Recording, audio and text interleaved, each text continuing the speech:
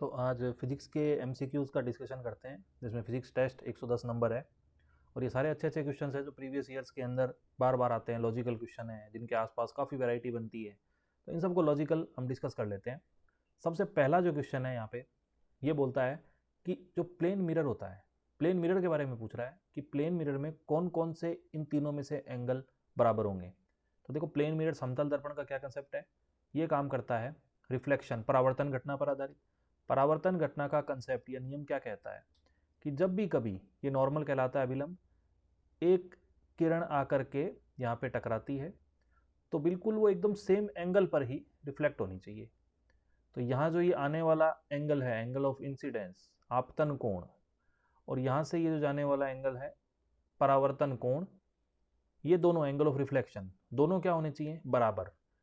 That means एक तो ये बराबर होना चाहिए किसके, रिफ्लेक्शन के। रिफ्लेक्शन का तो कोई लॉजिक ही नहीं है ना, आपको देखो रिफ्लेक्शन की घटना तो होती ही नहीं है समतल दर्पण के केस में, इन दो में ही था। और ये दोनों क्या होने चाहिए, बराबर होने चाहिए। ये कहलाती है इंसिडेंट रे, ये है रिफ्लेक्टेड रे। दोनों का एंगल जो है वो बराबर होना चाहिए। देखो, अगर ये बराबर नहीं होगा ना तब भी रिफ्लेक्शन तो होगा, बट वो एक परफेक्ट रिफ्लेक्शन यानी कि प्लेन मिरर समतल दर्पण के केस में नहीं होगा, क्योंकि समतल दर्पण में इतना परफेक्ट रिफ्लेक्शन चाहिए कि हमें हमारी इमेज दिखाई दे। तो इसीलिए ये प्लेन मिरर के लिए क्वेश्चन पूछा गया है। तो ये एकदम एंगल दोनों बराबर होने चाहिए। अदरवाइज रिफ्लेक्शन के केस में ये एंगल इधर उधर बराबर नहीं भी होंगे तो चलेगा, उससे बस परफेक्ट इमेज नहीं बनेगी। जो पानी में कई बार आप देखते हो छोटे मोटे पेड़ों की इमेज गिरती है, वो इमेज जो होती है वो परफेक्ट नहीं होती है, लेकिन मिरर में एकदम इमेज साफ दिखती है। क्यों, वहां पर ये दोनों एंगल एकदम बराबर होते हैं। तो यहाँ पर हमारा आंसर आ जाएगा बी, फर्स्ट एंड थर्ड ये दोनों बराबर होने चाहिए। तो ये था हमारा प्लेन मिरर जो कि आधारित है रिफ्लेक्शन घटना पर आधारित है, परावर्तन पर। नेक्स्ट क्वेश्चन देखते हैं। नेक्स्ट क्वेश्चन कह रहा है कि मेटेलिक टी पॉट्स जो होते हैं उनके हत्थे हैंडल वुड के क्यों बने होते हैं। या मैं इस क्वेश्चन को यूँ बोलूँ कि जो चाय वगैरह बनाने के जो पतीले होते हैं या कोई भी बर्तन होता है जिसको हम गर्म करते हैं, गैस पे रखते हैं, उसके हैंडल्स की बात की जा रही है कि वो वुड के क्यों बने होते हैं, लकड़ी के क्यों बने होते हैं। देखो, जब भी ऐसा क्वेश्चन आएगा कि कांच के गिलास में चाय क्यों पीते हैं, या धातु के गिलास में चाय पीना मुश्किल होता है, गिलास नहीं पकड़ पाते हम, ये सब कंसेप्ट जब भी आएगा ना तो इसका एक ही तरीके से आंसर देना है। वो आंसर क्या होगा कि वुड हो गया, ग्लास हो गया, ये सब चीज़ें क्या होती हैं, ये हीट की बैड कंडक्टर होती है, या मैं बोलूँ इंसुलेटर। बैड कंडक्टर यानी कि अच्छे से इसका हीट को फ्लो नहीं कर पाती, और जब ये ऐसी चीज़ें हीट को फ्लो नहीं कर पाएंगी तो इनके आर पार हीट हो नहीं पाएगी।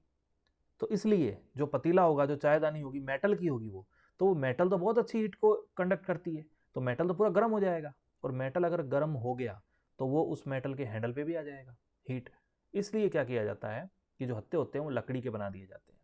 तो क्वेश्चन जब भी कभी ऐसा पूछेगा, कई बार क्वेश्चन आता है कि जो बर्फ के घर बना दिए जाते हैं, तो बर्फ के घर क्यों बनाए जाते हैं बर्फीले इलाकों में, तो बर्फ भी क्या करती है, हीट को ऐसे फ्लो नहीं करती है, इन्हीं की कैटेगरी में है। तो वो अंदर की हीट को बाहर नहीं जाने देगी, तो ना बाहर की हीट अंदर आएगी या कोल्डनेस अंदर आएगा। इसका मतलब कि ये सब इंसुलेटर हैं, जो भी इंसुलेटर होगा वो हीट को फ्लो नहीं करेगा। यही क्वेश्चन मिल जाएगा कि क्या कारण है कि बर्फ को लकड़ी के बुरादे में स्टोर करके रखते हैं। तो लकड़ी के बुरादे में अगर स्टोर करके रख रहे हो तो दैट मीन्स वो लकड़ी क्या है, लकड़ी भी हीट की इंसुलेटर हुई। ये देखो, ये रिवुड। तो ये सब क्वेश्चन लॉजिक इन्हीं का एक ही तरीके से होगा कि देखो, पहला ही ऑप्शन है कि लकड़ी ऊष्मा की कुचालक होती है, बैड कंडक्टर ऑफ हीट। तो बिल्कुल वुड जो होगी वो बैड कंडक्टर ऑफ हीट है, ग्लास भी बैड कंडक्टर ऑफ हीट होगा। ये सब चीज़ें अच्छे से फ्लो नहीं कर पाती है, इसीलिए आप कांच के ग्लास में इजीली चाय पी पाते हो, लेकिन स्टील के ग्लास में नहीं पी पाते हो। और ये सब देखो आए हुए क्वेश्चन हैं, आप इनके ऑप्शन देखोगे। दूसरा, बिजली के झटके, कोई लॉजिक नहीं, रेलेवेंट, कंटेनर को सुंदर दिखाता है, ये सब बिल्कुल ही लॉजिक नहीं बनता इनमें, और साफ साफ दिख रहा है कि हीट की कुचालक होती है। और फिर वो अगर ये क्वेश्चन पूछ ले कि क्यों हम मेटल के ही प्रिफर कर रहे हैं, मेटल में ही क्यों गर्म कर रहे हैं, तो देखो मेटल एक अच्छा कंडक्टर है ना, तो हीट को अच्छे से फ्लो करेगा, तो हमारी इलेक्ट्रिक जो गैस वगैरह है वो कम वेस्ट होगी, और उस मेटल के अंदर अच्छे से कंडक्ट कर पाएगी वो। लेकिन हमारे हाथ पर उस हीट का इफेक्ट ना आए, इसलिए हम इंसुलेटर मटेरियल जो होते हैं, लकड़ी, ग्लास, ऐसी चीज़ें यूज़ कर लेते हैं। यहीं पर क्वेश्चन बन जाएगा, सर्दियों में हम ऊनी कपड़े क्यों पहनते हैं। तो ऊनी कपड़े क्यों पहन रहे हैं, तो वूल जो होता है, या हम बोलो सर्दियों में जो ऊनी कपड़े हैं वो अगर आप पहन रहे हो तो वो भी हीट की बैड कंडक्टर होती है, और अगर हीट की बैड कंडक्टर है तो आपकी बॉडी की हीट को बाहर नहीं जाने देगी एटमॉस्फेयर में। दैट मीन्स बीच में एक बैरियर आ जाएगा। तो ये अपना सिंपल सा कंसेप्ट हो गया ओवरऑल कि ये सब चीज़ें हम यूज़ क्यों कर रहे हैं, क्योंकि हीट के अच्छे कंडक्टर नहीं है, तो ये हीट को आर पार नहीं जाने देंगे, खुद भी गर्म नहीं होंगे, इसलिए किया जाता है इनका यूज। नेक्स्ट क्वेश्चन देखते हैं। देखो मैच द कॉलम्स है, मैच द कॉलम्स में इधर इस तरफ घटनाओं के नाम लिखे हुए हैं और इधर इनका एक एक एग्जाम्पल कह सकते हैं। तो देखो सिंपल सी चीज़ है, रिफ्रैक्शन जिसको हम अपवर्तन बोलते हैं, इसमें माध्यम बदलता है। तो माध्यम बदलता है, इसका बहुत फेमस एग्जाम्पल है क्या, तारों का टिमटिमाना, तो ट्विंकलिंग ऑफ स्टार्स। तो तारों का जो टिमटिमाना है वो इसका उदाहरण हो गया। होती क्या है अपवर्तन घटना, तो मीडियम जब चेंज करता है, जैसे मैं अगर कहूँ कि एक पेंसिल पानी के ग्लास में रखी रहती है इस तरीके से, ये पानी का ग्लास है, इसमें पेंसिल रखी रहती है, तो वो पेंसिल को इस तरीके से हमें दिखाई देती है यूँ। ये जो चेंज हो रहा है, एक मीडियम चेंज हुआ, तो यहाँ पर देखो जो ये इफेक्ट दिखा। अब होता क्या है, स्टार्स हैं, उसकी कहानी समझो आप, हमसे बहुत दूर है, ये सपोज कॉल्ड अर्थ है, ये स्टार है, इससे आने वाली लाइट रास्ते में बहुत ज़्यादा मीडियम मिलेंगे, हीट, कोई हाई टेम्परेचर का होगा, कोई लो टेम्परेचर का होगा, इस तरीके से बहुत सारे मीडियम बन जाएंगे हम तक आते आते। तो यही जो कंसेप्ट यहाँ हुआ है ना, कि पेंसिल बैंड हो गई दिखती है हमें, तारों की जब लाइट आएगी तो देखो इस तरीके से आएगी, यहाँ से आई, फिर मीडियम, कोई सपोज करो डेंस मीडियम, रेयर, अलग अलग तरह के मीडियम होते हैं, थोड़ी सी यहाँ बैंड होगी, फिर थोड़ी यहाँ बैंड होगी, लगातार ये यूं करती करती फिर हमारे अर्थ पर पहुंचेगी, अर्थ पर हमारी आंख पर जैसे ही आएगी तो हमें ये स्ट्रेट लाइन में दिखेगी, जबकि इस तरीके से रही है, तो हमें वो तारे टिमटिमाते हुए दिखते हैं, ट्विंकलिंग करते हुए दिखते हैं, जबकि वो ट्विंकलिंग नहीं कर रहे हैं, केवल उनसे आने वाला लाइट है जो वो यूं इस तरीके से मूवमेंट कर रहा है। इसीलिए इस घटना को कहा जाता है कि ट्विंकलिंग ऑफ स्टार्स। तो ये उदाहरण हो गया रिफ्रैक्शन का। दूसरा है स्कैटरिंग ऑफ लाइट। तो स्कैटरिंग ऑफ लाइट के क्या अच्छे एग्जाम्पल होते हैं, कि स्काई हमें ब्लू दिखाई देता है, क्यों, क्योंकि सीधी सी बात है कि जिस तरीके से सूर्य से आने वाला प्रकाश है उसमें 7 रंग होंगे, व्हाइट लाइट के अंदर 7 कलर होंगे, वो 7 कलर जब आ रहे होंगे तो वो 7 कलर हमारी एटमॉस्फेयर के अंदर मौजूद जो पार्टिकल्स हैं उन पर टकराएंगे, और उस पर टकराने की वजह से जो ब्लू कलर है उसको वो इस तरीके से स्कैटर कर देता है, टकरा देता है उन पर, बाकी सारे कलर हम तक आ रहे हैं और ब्लू का कुछ पोर्शन टकरा रहा है, इस घटना को कहते हैं हम स्कैटरिंग। तो स्कैटरिंग ऑफ लाइट, टकराना, जिसको हिंदी में प्रकीर्णन कहते हैं प्रकाश का, इसका उदाहरण है स्काई अपीयर्स ब्लू, कि स्काई हमें नीला दिखाई देता है। और सोच के देखो कि क्वेश्चन आता है यहाँ पे कि अंतरिक्ष यात्री को अगर वो अंतरिक्ष में देखता है तो उसको स्काई काला दिखाई देता है, क्यों, क्योंकि वहाँ पर इस तरीके से कोई मीडियम के पार्टिकल्स हैं ही नहीं, अंतरिक्ष में कोई एटमॉस्फेयर नहीं है, और जब ये नहीं है तो सारा का सारा लाइट वहाँ से गुजर जाता है, और जब सारी की सारी 7 कलर वहाँ से गुजर गए, अब वहाँ पर कोई लाइट नहीं है, दैट मीन्स वहाँ पे ब्लैक है। तो अंतरिक्ष यात्री को अंतरिक्ष में स्काई देखने पर ब्लैक दिखता है, रीज़न आपको मैंने बता दिया कि वहाँ पर कोई एटमॉस्फेयर नहीं है, कोई पार्टिकल्स की स्कैटरिंग नहीं होगी, लेकिन हमारे एटमॉस्फेयर में तो पार्टिकल्स हैं, इन पर लाइट टकराएगी और वो ब्लू कलर की रिफ्लेक्ट वापस से टकरा करके स्कैटर्ड होगी। तो ये 2 हमने मैच कर लिए। तीसरा है रिफ्लेक्शन ऑफ लाइट। रिफ्लेक्शन अभी जो हमने बोला कि एक समतल दर्पण रिफ्लेक्शन को शो करता है, परावर्तन को शो करता है, तो परावर्तन का इसका एक जो उदाहरण है वो कैलिडोस्कोप होता है। कैलिडोस्कोप क्या होता है, ये कांच की डिवाइस होती है, ऐसे बच्चों के कलरफुल टॉयज टाइप आते हैं कैलिडोस्कोप, उसमें अगर आप देखोगे तो आपको रिफ्लेक्शन करके इमेजेस को ओवरलैप कर दिया जाता है, और ओवरलैप कर दोगे तो वो कैलिडोस्कोप उसको स्ट्रक्चर को कहते हैं, जिसमें अलग अलग रंग दिखाई देते हैं, तो वो बच्चों के लिए एक टॉय टाइप बन जाता है। तो कैलिडोस्कोप में सिंपल प्लेन मिरर्स होते हैं, ओनली प्लेन मिरर का यूज़ किया जाता है, तो ये कैलिडोस्कोप हो गया। Total internal reflection. Total internal reflection क्या होता है, पूर्ण आंतरिक परावर्तन, कि जब लाइट रिफ्लेक्शन तो करे, परावर्तन तो हो, उसका परावर्तित हो, लेकिन वो इंटरनल हो। दैट मीन्स अगर मैं आपको एक उदाहरण दिखाता हूँ, यहाँ पर इसका आंसर तो सिंपल सा हो जाएगा, मिराज, जो रेगिस्तान में दिखाई देती है, कि वहाँ पर आपको पानी होता नहीं है लेकिन दिखाई देता है, मिराज बनी हुई दिखती है, वो है टोटल इंटरनल रिफ्लेक्शन। जैसे एक एग्जांपल देखो कि ये है डायमंड। डायमंड के अंदर सपोज करो कि इस तरीके से ये लाइट एंटर हुई, लाइट एंटर होते ही ये टकराएगी, यहाँ पे टकरा करके सपोज करो ये रिफ्लेक्ट हुई, ये यहाँ टकराई, यहाँ से टकराने के बाद ये थर्ड टाइम रिफ्लेक्ट हुई, इस तरीके से यहाँ तक गई। अब ये आप देख रहे हो कि जिस तरीके से ये बार बार डायमंड के अंदर टकरा रही है अलग अलग एंगल्स पर, इसी घटना को देखो नाम में देखो रिफ्लेक्शन, तो रिफ्लेक्शन कितनी बार हो रहा है, और इंटरनल अंदर का अंदर रिफ्लेक्शन हो रहा है, ये लाइट अंदर की अंदर कैद है। और अब वो लास्ट में अगर सपोज करो डायमंड की कटिंग के ही उसकी वजह से ही उसका कॉस्ट बढ़ता है डायमंड का, क्योंकि ये डायमंड के अंदर मैक्सिमम टाइम ये चीज़ होनी चाहिए तभी डायमंड ज़्यादा से ज़्यादा चमकता है। अगर किसी गलती से उसकी कटिंग में कोई प्रॉब्लम रह गई है तो ये लाइट जैसे ही यहाँ से एंटर हुई और किसी गलती से यहाँ से अगर बाहर निकल गई तो फिर डायमंड चमकेगा ही नहीं, ग्लो ही नहीं करेगा। तो ये घटना टोटल इंटरनल रिफ्लेक्शन, जिसका उदाहरण है मिराज, जिसको मृग तृष्णा बोलते हैं। इसके अलावा जो डायमंड होता है, हीरे का चगमगाना हो गया, या बोले ऑप्टिकल फाइबर्स जो होते हैं जो टेलीकम्युनिकेशन में यूज़ किए जाते हैं, उसमें भी ये बहुत सारा ऑप्टिकल फाइबर के अंदर भी पूरा कंसेप्ट इसी का होता है कि इस तरीके से एक तार होता है, वो तार के अंदर लाइट जब एंटर करती है तो वो अलग अलग इस तरीके से टकरा टकरा करके बार बार उसका टोटल इंटरनल रिफ्लेक्शन होता रहता है। इसको हम बोलते हैं TIR, पूर्ण आंतरिक परावर्तन। तो ये हमने सारे के सारे मैच कर लिए। तो देखो A2 से मैच कर रहा है, B1 से मैच कर रहा है। जरूरी नहीं आप एग्जाम टाइम में सारे मिलाओ, एग्जाम टाइम में तो क्वेश्चन को सॉल्व करने का तरीका होता है कि आपको अगर A2 से मिल रहा है तो A2 के अंदर इन तीनों में है, अब आपको B पे जाना पड़ेगा। B पे आप जैसे ही गए, B के अंदर नंबर 1 है, वो इसी में बैठा है सिर्फ, तो हमारा आंसर सीधा सीधा ये हो गया C। इसके अलावा हम ये दो देखते आगे नहीं देखेंगे। तो ये अच्छे अच्छे एग्जाम्पल्स हैं, अच्छे अच्छे पॉइंट हैं जिनके बारे में ब्रीफली मैंने आपको बता दिया कि ये घटनाएं इस तरीके से पहचानने की होती हैं। अब नेक्स्ट क्वेश्चन देखते हैं। ये एक तरीके से स्टेप्स के मेथड्स के नाम आ गए हैं कि इनमें होता क्या है। तो देखो इवेपोरेशन जो होता है, इवेपोरेशन का मतलब क्या होता है कि वाष्पकरण। वाष्प कौन होगा? वाष्प तो सीधी सी बात है ना, मैं अगर ये कहूँ कि जो वाष्प है वो, देखो इवेपोरेशन में वाष्प बनती है, और वाष्प किससे बनती है? पानी जो है वो गैस में जब कन्वर्ट होता है, लिक्विड से गैस बना, जैसे बादल बनते हैं, समुद्र के पानी से गैस बन जाते हैं और वही बादल ऊपर से जाकर के बारिश कर देते हैं। तो ये घटना इवेपोरेशन ही तो कहलाती है, वाष्पीकरण। पसीना सूखता है, इवेपोरेशन, वाष्प बन के हमारी बॉडी का पसीना है वो गैस बन के उड़ जाता है। तो पहला स्टेप है इवेपोरेशन। इसके बाद बात आता है सब्लिमेशन, ऊर्ध्वपातन। तो सब्लिमेशन, ऊर्ध्वपातन हम किसको कहते हैं? जैसे कपूर, सॉलिड आप लाते हो, डायरेक्ट वो गैस बना करके उड़ जाता है हवा में, यानी कि सॉलिड जब कन्वर्ट हो जाए सीधा का सीधा गैस के अंदर, तो ये कहलाता है ऊर्ध्वपातन, जो कि कपूर में होता है। और भी नेफ्थलीन बॉल्स हो गई, ये सब NH4Cl, ये सब इसके सब्लिमेशन के उदाहरण हैं। फिर आता है फ्रीजिंग। तो फ्रीजिंग क्या बोलता है कि कोई चीज़ लिक्विड सॉलिड में कन्वर्ट हो जाए। फ्रीज क्या काम करता है? आप पानी डालते हो, वो बर्फ बर्फ सॉलिड में कन्वर्ट कर देता है। तो फ्रीजिंग का भी ये रहा सिंपल सा। मेल्टिंग, आइस मेल्ट होती है, आइस सॉलिड है और लिक्विड में मेल्ट हो जाती है। साफ साफ ये चारों, तो ये तो नाम से ही आप देख सकते हो इन दोनों से, तो ये तो सबको पता है कि फ्रीजिंग और मेल्टिंग क्या होती है। तो ये क्वेश्चन भी आपका हो जाएगा, और साफ साफ सारे मैच हैं। तो 1 2 3 4 पहला ही हमारा आंसर हो जाएगा। तो ये टर्म्स बेस्ड पर क्वेश्चन पूछा गया है, कई बार ये क्वेश्चन आ जाता है इस तरह का। चलो नेक्स्ट देखते हैं। नेक्स्ट क्वेश्चन एक लॉ पर आधारित है, जो थर्मोडायनेमिक्स का लॉ है, ऊष्मागतिकी का नियम होता है पहला नियम।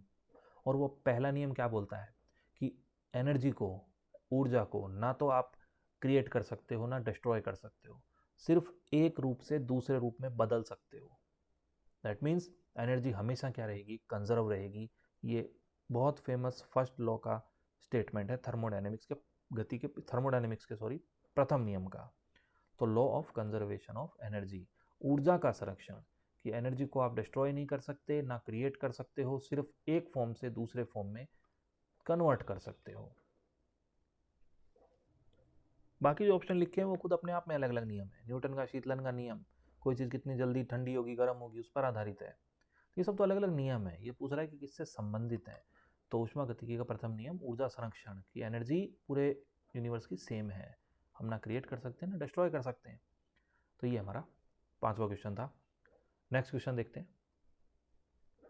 ब्लैक बॉडी, कृष्णिका किसको कहा जाता है? तो देखो कृष्णिका एक ब्लैक कलर का ऑब्जेक्ट होगा जो अपने ऊपर आने वाली सभी टाइप की रेडिएशन को, कैसी भी टाइप की रेडिएशन हो, हाई वेवलेंथ, लो वेवलेंथ, कैसी भी टाइप की रेडिएशन हो, उस आने वाली रेडिएशन को, विकिरणों को पूरे तरीके से एब्जॉर्ब कर ले।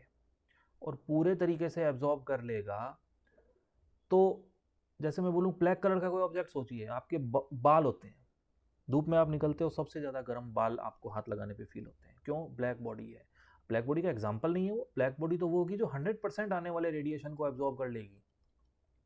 लेकिन एक रफ एग्जाम्पल कि हमारे जो बाल है ज़्यादा गर्म हो जाते हैं, क्योंकि वो आने वाली हीट की लगभग सभी को एब्जॉर्ब कर लेते हैं। काली गाड़ी, ब्लैक कलर की अगर कोई गाड़ी है, तो वो गाड़ी अगर ब्लैक कलर की है, उस पर जब धूप में वो खड़ी है तो वो कितनी ज़्यादा गर्म हो जाती है। लेकिन एक अगर गाड़ी वाइट है तो तुलनात्मक रूप से उससे कम गर्म होगी, क्योंकि वाइट रिफ्लेक्ट कर देता है, वाइट एब्जॉर्ब करता ही नहीं है। तो ब्लैक बॉडी मैंने बताया सभी तरीके की रेडिएशन को एब्जॉर्ब कर लेगी और फिर बाद में उस समस्त को क्या कर देगी, वापस इमिट भी कर देती है। लेकिन अभी बात कर रहा है कि अवशोषित करने की, तो 100% एब्जॉर्ब कर लेती है कोई भी टाइप की रेडिएशन आए, तो लोअर, इंटरमीडिएट, हायर, ऑल कैसी भी वेवलेंथ आए, हमने अभी बोला उसको मतलब ही नहीं है, वो एब्जॉर्ब कर लेगी। तो ब्लैक बॉडी यही कंसेप्ट है सिंपल सा। जनरली जो भट्टियाँ होती है, तंदूर भट्टियाँ, ये सब क्या होती है, ये almost near to black body के आसपास होती हैं, क्योंकि इनके अंदर क्या होता है, अगर आप तंदूर की स्ट्रक्चर देखोगे तो उसमें जाने वाली हीट हर तरफ दीवारों पर टकरा टकरा के वो तंदूर पूरा का पूरा उस हीट को एब्जॉर्ब करके पूरा रेड हो जाता है, लाल हो जाता है, क्योंकि वो आने वाली सारी हीट को उसने एब्जॉर्ब कर रखा है। तो ये एक रफ एग्जाम्पल है कि भाई हाँ ब्लैक बॉडी होगी तो दैट मीन्स वो बहुत ज़्यादा हीट को एब्जॉर्ब करेगी और फिर बाद में उसको इमिट करेगी, वो पहचान है उसकी कि उसको वापस से दिखाएगी वो। तो ये ब्लैक बॉडी का कंसेप्ट था कि सभी की सभी तरंग दैर्ध्यों को एब्सॉर्ब कर लेगी वो, तभी तो वो ब्लैक बॉडी है। नेक्स्ट देखते हैं क्वेश्चन। क्वेश्चन है कि एक ठंडे दिन में जब कमरे का टेम्परेचर 15 डिग्री सेल्सियस है तो कोई पेन है मेटल की, उसकी टोपी उसके प्लास्टिक की तुलना में अधिक ठंडी हो जाती है, जबकि 15 डिग्री के समान तापमान पर होते हैं, क्योंकि देखो ये क्वेश्चन इस तरीके से कह रहा है कि अगर कोई बर्तन है, सपोज करो मेटल का है, और उस पर सपोज करो कि प्लास्टिक का कोई मटेरियल है, ये दोनों रूम सेम टेम्परेचर पर रखे हुए हैं, तो एक ज़्यादा ठंडा हो जाता है, एक कम ठंडा होता है। तो सीधी सी बात है, मैंने पहले बताया था कि जब भी ऐसा क्वेश्चन आएगा तो जो जल्दी गर्म ठंडा हो रहा है दैट मीन्स वो हीट को अच्छे से फ्लो कर रहा है, तभी तो वो जल्दी ठंडा या जल्दी गर्म हो गया। ये प्रॉपर्टीज होती है मेटल के पास। आप चाय की प्याली आप अगर स्टील के ग्लास में पियोगे तो बहुत गर्म लगती है, आपको पकड़ नहीं पाते हो आप। सर्दियों में आप अगर जो ये बाहर बेंच वगैरह डली होती है मेटल की, आप इस पर अगर आप बैठते हो तो आपको बहुत ठंडी लगती है ये, लेकिन उसी की तुलना में वहाँ पर अगर लकड़ी की बेंच हो तो उस पर बैठोगे आपको ठंडी लगेगी। क्यों? ये प्लास्टिक, ग्लास, ये वुड, लकड़ी, ये सब चीज़ें, वूल हो गया, कॉटन, ये सब चीज़ें हीट को अच्छे से फ्लो नहीं करती हैं, लेकिन मेटल्स जो होती हैं वो हीट को बहुत अच्छे से फ्लो करती हैं। तो सीधी सी बात है, क्यों अधिक ठंडी हो गई, क्वेश्चन यही पूछ रहा है। तो सीधा सा बात है, धातु में प्लास्टिक की तुलना में तापीय क्षमता, घनत्व से कोई मतलब नहीं है यहाँ पे, ऊष्मा की सुचालक होती हैं, बिल्कुल। धातुएं जो है वो ऊष्मा की गुड कंडक्टर होती हैं, इसीलिए जल्दी गर्म जल्दी ठंडी हो जाती हैं।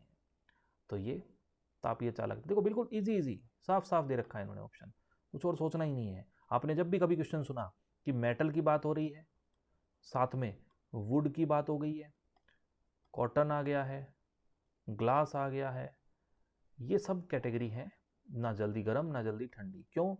हीट की अच्छी चालक नहीं है।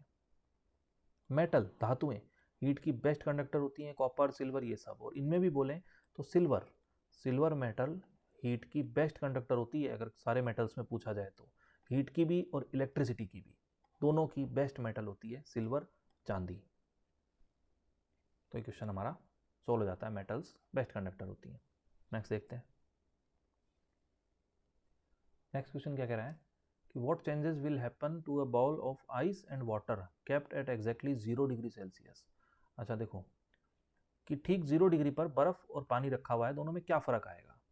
तो देखो अगर सीधी सी बात कहूँ तो हीट का एक कंसेप्ट होता है कि एक ऑब्जेक्ट अगर 100 डिग्री पे है और दूसरा ऑब्जेक्ट 20 डिग्री पे है, हीट का सिंपल सा कंसेप्ट है, हमेशा हीट हाई टेम्परेचर वाले ऑब्जेक्ट से लो टेम्परेचर वाले ऑब्जेक्ट की तरफ ही जाती है। ये फिक्स यूनिवर्सल कंसेप्ट है इसका, और हमेशा टेम्परेचर का डिफरेंस रिक्वायर होगा ही होगा। इस केस में दैट मीन सिंपल सी बात है कि हीट यहाँ से यहाँ ट्रांसफर हो जाएगी। कब तक ट्रांसफर होगी? जब तक इन दोनों का टेम्परेचर एग्जैक्ट बराबर नहीं हो जाता। दैट मीन्स जैसे ही टेम्परेचर बराबर होगा, क्या हीट फ्लो होगी? तो हीट फ्लो होना बंद हो जाएगी। ये क्वेश्चन यही कह रहा है कि दोनों एग्जैक्टली 0 टेम्परेचर पर, 0 डिग्री सेल्सियस पर बैठे हैं। यानी अगर मैं यहाँ पर इसको इमेज बनाऊँ तो एक 0 डिग्री पे है और दूसरा भी 0 डिग्री पे है, और क्या सेम टेम्परेचर के बीच कभी भी हीट फ्लो होगी? कभी नहीं होगी। दैट मीन्स यहाँ पर कोई भी किसी भी तरह का बदलाव नहीं होगा। तो इसका आंसर क्या होगा? कोई बदलाव नहीं होगा। रीज़न आपके सामने है, टेम्परेचर में डिफरेंस होना चाहिए तभी हीट फ्लो होगी। आप खुद सोच लो, सर्दियों में आप बाहर का टेम्परेचर अगर 10 डिग्री है और आप चाय ला करके रखते हो, चाय आप बॉयल लेकर के आए हो 100 डिग्री की है, तुरंत वो हीट फ्लो करती है क्योंकि डिफरेंस बहुत ज़्यादा है। और फिर लास्ट में आपको कुछ समय बाद आप देखोगे तो चाय का टेम्परेचर भी एकदम इसके बराबर हो जाता है, चाय भी पहुंच गई 10 डिग्री पे। दैट मीन्स ये क्या हुआ, टेम्परेचर बराबर कर लिया। तो यही कंसेप्ट होता है, हीट तभी फ्लो होगी। इस केस में क्वेश्चन में दोनों सेम टेम्परेचर पे है, सेम टेम्परेचर आती ही बात खत्म हो गई। आपको दिमाग लगाना ही नहीं है, बर्फ की डेंसिटी, पानी की डेंसिटी, कुछ सोचना ही नहीं है, टेम्परेचर से लॉजिक है सीधा सीधा। तो इसने टेम्परेचर दे दिया हमें, वो कांस्टेंट है। नेक्स्ट देखते हैं, बादल वायुमंडल में क्यों तैरते हैं? जब भी कभी आपको क्वेश्चन मिले, चाहे फिजिक्स चाहे केमिस्ट्री में, तैरने डूबने का, हमेशा आंसर होगा कि वो वस्तु हल्की है इसीलिए तो तैर रही है। हल्का और भारी होना, इन ऑप्शन में से साफ साफ देखोगे तो आपको दिख जाएगा कि डेंसिटी जो होती है उसी से आंसर मिलेगा आपको, कि डेंसिटी अगर कम है तो बादल वायुमंडल में तैर रहे हैं। भारी होती डेंसिटी, इसका मतलब तो वो नीचे गिर जाते हैं ना। इसीलिए जैसे अगर आपसे क्वेश्चन पूछा जाए कि एक रूम है, इस रूम में गर्म हवा और ठंडी हवा, यानी गर्म हवा कहाँ मौजूद होगी, तो गर्म हवा का सिंपल सा कंसेप्ट है कि गर्म हवा, जैसे जैसे आप गर्म करते हो तो आप उसका वॉल्यूम बढ़ाते हो, और वॉल्यूम अगर बढ़ रहा है दैट मीन्स डेंसिटी कम हो रही है, वो हल्की होती जा रही है। हल्की हो रही है इसीलिए वो कहाँ आ गई, रूम में ऊपर आ गई है। इसीलिए एग्जॉस्ट फैन वगैरह जो लगाए जाते हैं वो हमेशा छत पे लगाए जाते हैं, दीवार पे, ताकि ये गर्म हवा यहाँ से वो सीधी बाहर खींच दे। तो गर्म हवा ऊपर क्यों आई, हल्की थी। हल्की क्यों हुई, क्योंकि उसकी डेंसिटी क्या हुई, कम हुई। तो सिंपल सी बात है, जब भी कभी डूबने तैरने का क्वेश्चन आएगा आंसर आप हमेशा डेंसिटी से लगाओ। नेक्स्ट क्वेश्चन देखते हैं, vegetables are cooked in lesser time by adding a pinch of salt while cooking. देखो, सब्जियां पकाते वक्त एक चुटकी नमक डालने से सब्जियां कम समय में पक जाती हैं, जल्दी पक जाती हैं। क्यों होता है ऐसा? तो एक सिंपल सा कंसेप्ट समझना। नॉर्मली पानी का जो बॉइलिंग पॉइंट होता है वो 100 डिग्री पे ये वेपर बना लेता है। लेकिन ये जो पानी है, ये पानी अगर 100 डिग्री से पहले ही बॉईल हो जाता, सपोज करो जैसे हम हिल स्टेशन पहाड़ों पे जाते हैं, तो जैसे ही हाइट बढ़ती है, यहाँ पर नॉर्मल जगह में बोलूँ तो एक एटमॉस्फेरिक प्रेशर है जो इसको बाहर से रोक रहा है, इस पानी पर लग रहा है एटमॉस्फेरिक प्रेशर। एक एटमॉस्फेरिक बहुत ज़्यादा होता है, तो इस पानी को वेपर में कन्वर्ट होने नहीं दे रहा, इसलिए पानी को अपना टेम्परेचर बढ़ाना पड़ा, 100 डिग्री तक गर्म करना पड़ा। 100 डिग्री पे गर्म होते ही इस वेपर ने इस एक्सटर्नल प्रेशर की इफेक्ट को तोड़ दिया। लेकिन जैसे ही आप पहाड़ों पर जाते हो, पहाड़ों पर प्रेशर ही एक्सटर्नल एक एटमॉस्फेरिक से कम होता है, और पहाड़ों पर अगर प्रेशर कम है दैट मीन्स बाहर से रोकने वाला प्रेशर बहुत ही कम है। तो इसको जब आप गर्म करने लगते हो पहाड़ों पे, तो पानी सपोज करो 100 से नीचे ही 60-70 डिग्री तक पहुंचेगा, और 70 डिग्री तक पहुंचा, इतने में इसने इस वेपर बना ली और इस प्रेशर को तोड़ दिया। दैट मीन्स पानी यहाँ जल्दी उबल गया, 70 डिग्री पे उबल गया। तो क्या ये उबला हुआ पानी किसी काम आएगा? खाना वाना जल्दी पका सकते हैं इससे? तो नहीं पका सकते, क्योंकि यहाँ पर आप सोच के देखो, पानी 100 डिग्री पे बॉईल हुआ है। 100 डिग्री पे बॉईल हुआ का क्या मतलब है कि इवन 99 डिग्री तक भी ये जो वेपर थी, जिसके पास हीट थी, ये इस पानी के अंदर मौजूद थी। लेकिन यहाँ पर 71 डिग्री पे ही ये वेपर तो चली गई बाहर। दैट मीन्स पानी कम होता जा रहा है, उसका टेम्परेचर लिमिटेड है, बढ़ ही नहीं रहा है, तो खाना यहाँ पर मुश्किल से बनेगा। इसलिए हम क्या करते हैं, हम चाहते हैं कि प्रेशर कुकर का यूज़ कर लो। जैसे ही आपने यहाँ पर ये प्रेशर कुकर का यूज़ किया, अब ये प्रेशर कुकर क्या करता है, इसमें आर्टिफिशियल प्रेशर बना देता है, जो बाहर से ये कम था ना प्रेशर, इसको इसने बना दिया। ये प्रेशर अब जल्दी पानी को बॉईल नहीं होने देगा। दैट मीन्स इसने पानी का 70 से बढ़ा करके और बॉइलिंग पॉइंट इंक्रीज कर दिया है। इंक्रीज करते ही खाना जल्दी बन गया, जैसे यहाँ बन रहा था, यहाँ ज़्यादा था यहाँ के मुकाबले। दैट मीन्स खाना कब जल्दी बनेगा, जब पानी का बॉइलिंग पॉइंट 100 डिग्री से अगर आपने बढ़ा दिया, और सपोज करो 120 ले गए, और एक केस में आप ले गए 60 डिग्री पे, बॉइलिंग पॉइंट चेंज कर दिया आपने।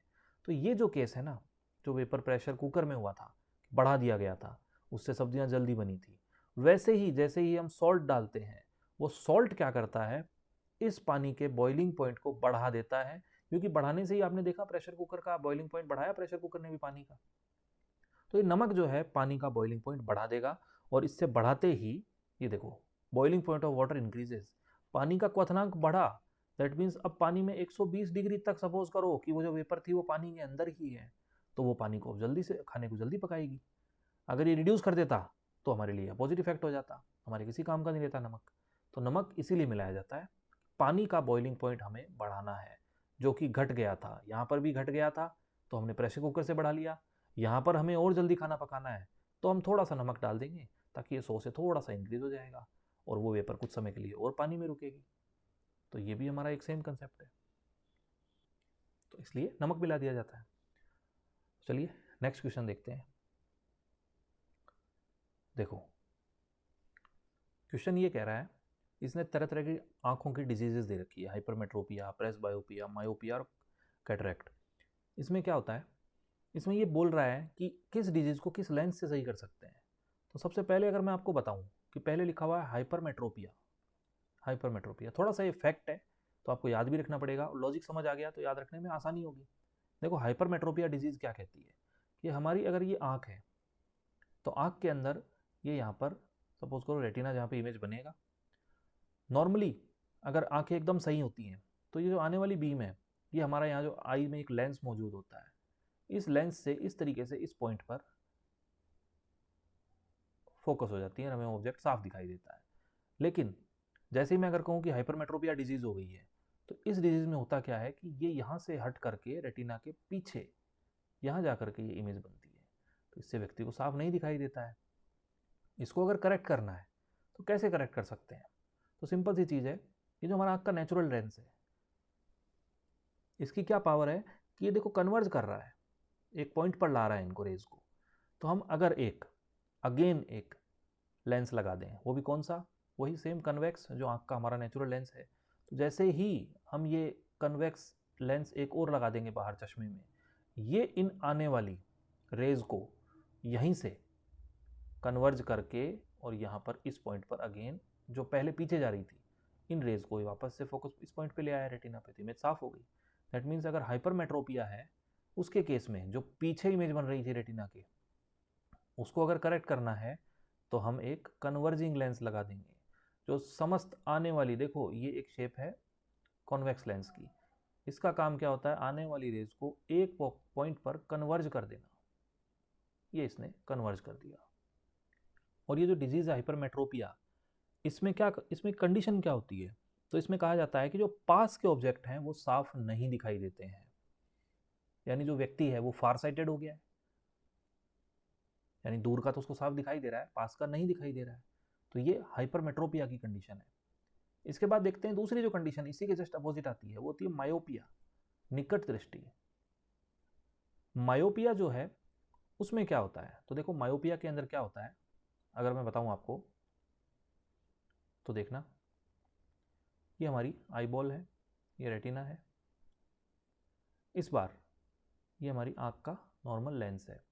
आने वाली जो रेज है होना चाहिए था उनको इस पॉइंट पर अलाइन, लेकिन इस बार वो यहीं पर रेटिना से पहले ही उनका फोकस पॉइंट बन जाता है और वो इस पॉइंट पर ही आकर के मिल जाती हैं। तो इस व्यक्ति को रेटिना पे इमेज बनती तो साफ दिखता, पर यहाँ तो नहीं बनी है, पहले ही बन गई है। जैसे हाइपरमेट्रोपिया पीछे बनी थी, यहाँ पर ये इमेज पहले ही फोकस हो गई है दोनों पॉइंट। जो आने वाली लाइट रेज है उनकी बात कर रहा हूँ मैं कि वो एक पॉइंट पर आ जाती है यहाँ पे, इसे साफ नहीं दिख रहा। तो क्या किया जाए, तो क्यों ना एक ऐसा लेंस जिसको हम कहते हैं, इसको नाम दिया जाता है कनकेव लेंस। कनकेव लेंस का काम क्या होता है, इस पर गिरने वाली सारी की सारी लाइट को ये डाइवर्ज कर देता है। ये देखो ये डाइवर्ज कर दिया इसने, तो ये सारी की सारी रेज डाइवर्ज कर दी इसने। हुआ क्या, फैल गई बड़े इलाके में। तो अगर मैं यहाँ पर एक ऐसा लेंस लगा दूं जिसका काम यही हो,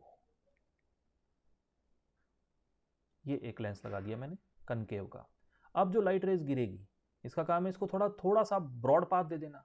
तो जैसे ही ये यहाँ से आने वाली रेज यहाँ गिरेंगी तो ये थोड़ी सी यहाँ इस पॉइंट पर इस लेंस तक यहाँ तक यूँ पहुँचेंगी, थोड़ी सी यहाँ हो गई। अब क्या होगा, यहाँ से ये करने के बाद रास्ता थोड़ा सा बढ़ गया इसके पास, भाई इसको ये यहाँ पर पहले मिल रही थी, हम अगर रेज को थोड़ा सा दूर दूर कर दें तो ये इस पॉइंट तक आ जाएंगी। तो जैसे ही अब हमारा जो नेचुरल लेंस है आँख का उसका काम स्टार्ट होता है, वो इनको एक पॉइंट पर कन्वर्ट कर देगा। यहाँ पर इस लेंस को लगाते ही ये प्रॉब्लम सॉल्व हो गई। क्यों, इसने इन पाथ को यहाँ बढ़ा दिया, और पाथ को बढ़ा दिया इसीलिए इस कन्वेक्स लेंस को, सॉरी कनकेव लेंस को हम कह देते हैं डाइवर्जिंग। डाइवर्जिंग लेंस है, डाइवर्ज कर रहा है, फैला रहा है। और जो कन्वेक्स लेंस था पहले वाला वो क्या कर रहा था, एक पॉइंट पर कन्वर्ज कर रहा था। तो ये दो हमने डिजीज देख लिए हैं यहाँ पे, एक हाइपरमेट्रोपिया कॉन्वेक्स लेंस से सही कर दो, एक मायोपिया है जो कनकेव लेंस से सही कर दो। और यहाँ पर मैंने आपको बताया था कि ये व्यक्ति फार साइटेड बन गया था, तो ये व्यक्ति इसका just opposite near sighted, short sighted. तो देखो निकट दृष्टि नाम में ही है, तो मायोपिया निकट दृष्टि दोष है, हाइपरमेट्रोपिया दूरदृष्टि दोष है। अब बात आती है प्रेस बायोपिया। ज़्यादातर ये डिजीज ज़्यादा एज के जो पर्सन होते हैं उनके अंदर हो जाती है। इनको ना पास का दिखता है ना दूर का दिखता है, इसलिए बाईफोकल, कि इसमें बाई मतलब होता है दो फोकल लेंथ का लेंस लगा दो। तो अगर हम इन दोनों को मर्ज कर दें, इन दोनों को कॉनकेव और कन्वेक्स को, तो एक ऐसा लेंस बनेगा जिसमें दोनों की फोकल लेंथ की क्षमता होगी। तो आपने देखा होगा ऐसे चश्मे जिनमें बॉटम वाला पार्ट होता है वो अलग दिख रहा होता है चश्मे में लेंस, और ऊपर वाला पार्ट अलग। तो व्यक्ति को अगर पास का पढ़ना है तो वो नीचे की उस लेंस को यूज़ कर लेगा, और सामने दूर का देखना है तो सामने देखेगा, तो उसके थ्रू उसको दूर साफ दिख जाएगा। तो प्रेस बायोपिया में यूज़ कर लेते हैं बाईफोकल लेंस। और कैटरैक्ट ये वो कंडीशन है जो सर्जरी के थ्रू मोतियाबिंद जो होती है उसमें उस सर्जरी करके इस मोतियाबिंद को सही करते हैं। तो ये चारों लॉजिक मैंने आपको बता दिए कि हाइपरमेट्रोपिया में कॉन्वेक्स, मायोपिया में कनकेव क्यों यूज़ कर रहे हैं, वो मैंने आपको बता दिया। एक कंडीशन ये थी हमारी जिसके अंदर हाइपरमेट्रोपिया था, और जिसमें दूर बन रहा था, और जो मेन है मायोपिया इसमें पास में बन रहा था। दोनों के लेंस याद रखने, खूब बारी क्वेश्चन पूछा जाता है। नेक्स्ट क्वेश्चन देखते हैं। नेक्स्ट क्वेश्चन क्या कहता है कि रेफ्रिजरेटर प्रोटेक्ट कर रहा है फूड को फ्रॉम कंटामिनेशन से। ऐसा क्यों करता है? सीधी सी बात है, रेफ्रिजरेशन के अंदर ये तो सिंपल कंसेप्ट है, ये तो एक तरीके से जनरल साइंस का क्या क्वेश्चन हुआ। हम फ्रिज में जा करके कोई भी चीज़ें रख देते हैं, दूध वगैरह खराब नहीं होता 1-2 दिन। क्यों नहीं होता? क्योंकि बाहर टेम्परेचर ज़्यादा है। ज़्यादा टेम्परेचर में जितने भी माइक्रो ऑर्गेनिज्म है, बैक्टीरिया, ये वायरस, ये सब एक्टिव हो जाते हैं ज़्यादा टेम्परेचर में। रेफ्रिजरेटर उस टेम्परेचर को कम रखता है, और कम टेम्परेचर जो है, जो 3-4 डिग्री के आसपास का टेम्परेचर है, वो उनको ग्रो नहीं होने देता। तो यहाँ से सिंपल सा क्वेश्चन कंसेप्ट निकल करके आ जाता है कि यहाँ पर हम अगर आंसर देना चाहें तो यही कहेंगे कि कम टेम्परेचर के कारण जितने भी हैं वो नॉन रिएक्टिव हो जाते हैं। देखो ये लिखा हुआ कि लो टेम्परेचर, तो लो टेम्परेचर है, हाँ डाइड एट दिस टेम्परेचर। देखो कीटाणु मरते नहीं है, नॉन रिएक्टिव हो जाते हैं, वो अपनी एक्टिविटी को नहीं कर पाते हैं। उनको जो बेस्ट टेम्परेचर चाहिए, बेस्ट एंजाइम्स चाहिए, ये सब हाई टेम्परेचर में मिलते हैं, वे जम जाते हैं। ये भी कोई लॉजिक नहीं है, भोजन को कीटाणुओं से मुक्त बनाता है। मेन क्या है कि लो टेम्परेचर पर नॉन रिएक्टिव हो जाते हैं। नॉन रिएक्टिव है, मरे नहीं है, इसका पहचान क्या है? बाहर निकाल दो इसको, वापस से वो एक्टिव हो जाएंगे बाहर आते ही, उसको खराब कर देंगे फूड को। इसलिए लो टेम्परेचर का मतलब है कि केवल उसको कुछ समय के लिए नॉन रिएक्टिव बना देते हैं, पैथोजेंस को, ये सॉरी जो माइक्रो ऑर्गेनिजम्स हैं इनको। तो ये सिंपल लॉजिकल क्वेश्चन था। नेक्स्ट क्वेश्चन पे देखते हैं। The rate of cooling depends on which factor, शीतलन की दर। देखो न्यूटन ने एक नियम दिया था, Newton's law of cooling, Newton के शीतलन का नियम। वो नियम क्या कहता था कि सपोज करो ये चाय का कप है, चाय के कप में बाहर 20 डिग्री का टेम्परेचर है, सर्दियाँ हैं सपोज करो, 10 से 20 डिग्री का टेम्परेचर है, और चाय आप 100 डिग्री पे लेके आए हो। और दूसरे केस में यहाँ पर अब टेम्परेचर है 40 डिग्री इसी कप का। तो आपको पता है कि इन दोनों के बीच में टेम्परेचर डिफरेंस 80 है, और इन दोनों के बीच में 20 डिग्री है। तो न्यूटन का ये शीतलन नियम ये कहता था कि जितना ज़्यादा टेम्परेचर डिफरेंस होगा सराउंडिंग में और ऑब्जेक्ट की हीट में, टेम्परेचर में, उतना ज़्यादा ये ऑब्जेक्ट जल्दी से अपनी हीट को रिलीज करेगा। यहाँ पर 20 ही है, तो ये बहुत धीरे धीरे उसके बराबर जाएगा, यानी 40 से 20 होने में काफ़ी समय लगेगा, लेकिन ये 100 से बहुत जल्दी रिड्यूस होगा और 20 तक पहुँचेगा। तो ये बोला था कि टेम्परेचर डिफरेंस ज़्यादा होना चाहिए। तो देखो पहला point, temperature difference between body and its surrounding, बिल्कुल सही जो मैंने कहा, ये लागू होगा। दूसरा, नेचर ऑफ रेडिएटेड सरफेस, इसकी जो सरफेस है, ये जो जहाँ से ये रेडिएट कर रहा है, इस सरफेस पे डिपेंड करेगा, इस सरफेस के एरिया पे डिपेंड करेगा। आप सिंपल सा सोच के देखो कि अगर मैं इसी चाय को 100 डिग्री वाले को इस कप से फैला करके इस शेप के बाउल में डाल दूँ, तो ये कितना जल्दी हीट लॉस करेगा। क्यों? क्योंकि ये जो सरफेस है, इसका नेचर कैसा है, इसका साइज कितना है, इन सब पे भी तो फैक्टर डिपेंड कर रहा है, ये जल्दी उसके बराबर पहुंच जाएगी। दैट मीन्स ये सभी के सभी पॉइंट बिल्कुल वैलिड है। तो हमारा आंसर हो गया ऑल ऑफ द अबव। इन सभी की रिक्वायरमेंट है जल्दी से जल्दी कूलिंग होने में, ठंडा होने में किसी गर्म ऑब्जेक्ट के। ये बताया था न्यूटन के शीतलन के नियम के तहत पॉइंट है ये बिल्कुल। तो नेक्स्ट क्वेश्चन देखते हैं। इंसोलेशन, देखो इसका सिंपल सा अर्थ पूछा गया है, तो ये एक तरीके से फैक्चुअल क्वेश्चन हो गया कि एक टर्म दे दी, उससे आपका मीनिंग पूछ लिया, कोई लॉजिक नहीं है इसमें। हम ये देख सकते हैं सोलर वर्ड लिखा हुआ है, सोलर है मतलब सूर्य से कुछ लेना देना तो होगा, इन है तो इनकमिंग बोल सकते हैं। तो जो सोलर रेडिएशन है जो आ रही है, इनकमिंग सोलर रेडिएशन, देखो नाम में है इनसोलेशन, तो आने वाली सारी की सारी सौर विकिरण जो होती है वो हम ये कहते हैं कि उसको इनसोलेशन कह देते हैं। तो यहाँ पे एक छोटा सा ये बात भी आती है कि ये अर्थ है, अर्थ पर आने वाली जितनी हीट आई है उसी को हमने इनसोलेशन कहा है। अब यहाँ से वापस अर्थ इसको वापस इमिट कर देगी, क्योंकि जो हीट को एब्जॉर्ब करते हो उसको इमिट करना पड़ता है। लेकिन आपको पता है कि हमारे एटमॉस्फेयर में CO2 गैस है, वो CO2 gas green house effect कर रही है, वो इन जाने वाली रेडिएशन का कुछ हिस्सा रोक लेती है, अर्थ का टेम्परेचर बढ़ा रही है। इन दोनों का जो डिफरेंस है, आने वाली हीट और जो जा रही थी हीट, इनका डिफरेंस, उसको हम हीट बजट बोल देते हैं। एक तरीके से ये बजट ही तो हो गया कि जितना हीट आया और जितना रख लिया गया उनका डिफरेंस क्या कहलाया, हीट बजट। तो ये CO2 गैस इस जाने वाली हीट को रोक लेगी, पृथ्वी का एटमॉस्फेयर का टेम्परेचर दिन ब दिन बढ़ता जाएगा, तो जो जमे हुए ग्लेशियर्स हैं वो पिघल जाएंगे, ग्लोबल वार्मिंग होगी। यही सारी घटना इस CO2 गैस की वजह से हो रही है। इसीलिए कहा जाता है मैक्सिमम ट्री प्लांटेशन किया जाए ताकि वो इस CO2 को एब्जॉर्ब करते जाएंगे। तो ये था टर्म इंसोलेशन का मतलब आने वाली सोलर रेडिएशन। नेक्स्ट क्वेश्चन देखते हैं। एक डीजल इंजन में ईंधन को प्रज्वलित करने के लिए आवश्यक उच्च तापमान किसके द्वारा प्राप्त किया जाता है?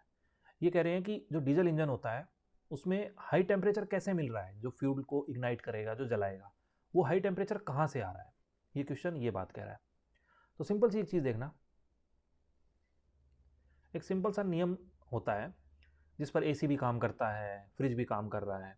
देखो होता क्या है, अगर आप किसी चीज़ को, कोई भी गैस है या कोई भी चीज़ है, आप उसको कंप्रेस कर रहे हो, दबा रहे हो, जैसे जैसे ये पार्टिकल पास में आ रहे हैं इनकी इंटरनल एनर्जी बढ़ रही है।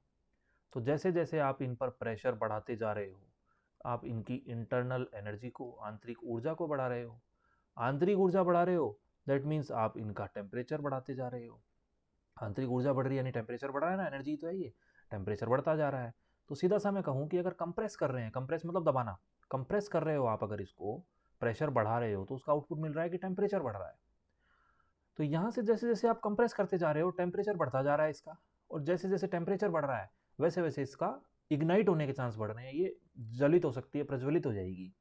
तो सीधी सी बात कंसेप्ट है कि इसको हमें हाई प्रेशर कंप्रेस कर दोगे तो इसको हाई टेम्परेचर मिल जाएगा।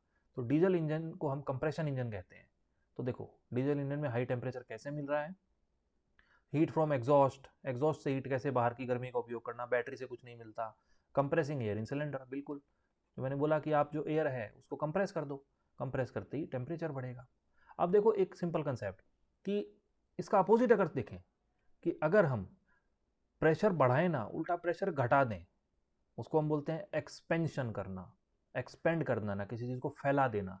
दैट मीन्स हम उस वक्त प्रेशर घटा रहे होते हैं, एक्सपेंड करने में, एक्सपेंड करने में आप प्रेशर रिलीज कर रहे हो, प्रेशर रिलीज कर रहे हो तो टेम्परेचर भी तो डाउन होगा, यानी कि वो चीज़ ठंडी हो जाएगी। तो यही कंसेप्ट AC, रेफ्रिजरेटर इन सब में करते हैं।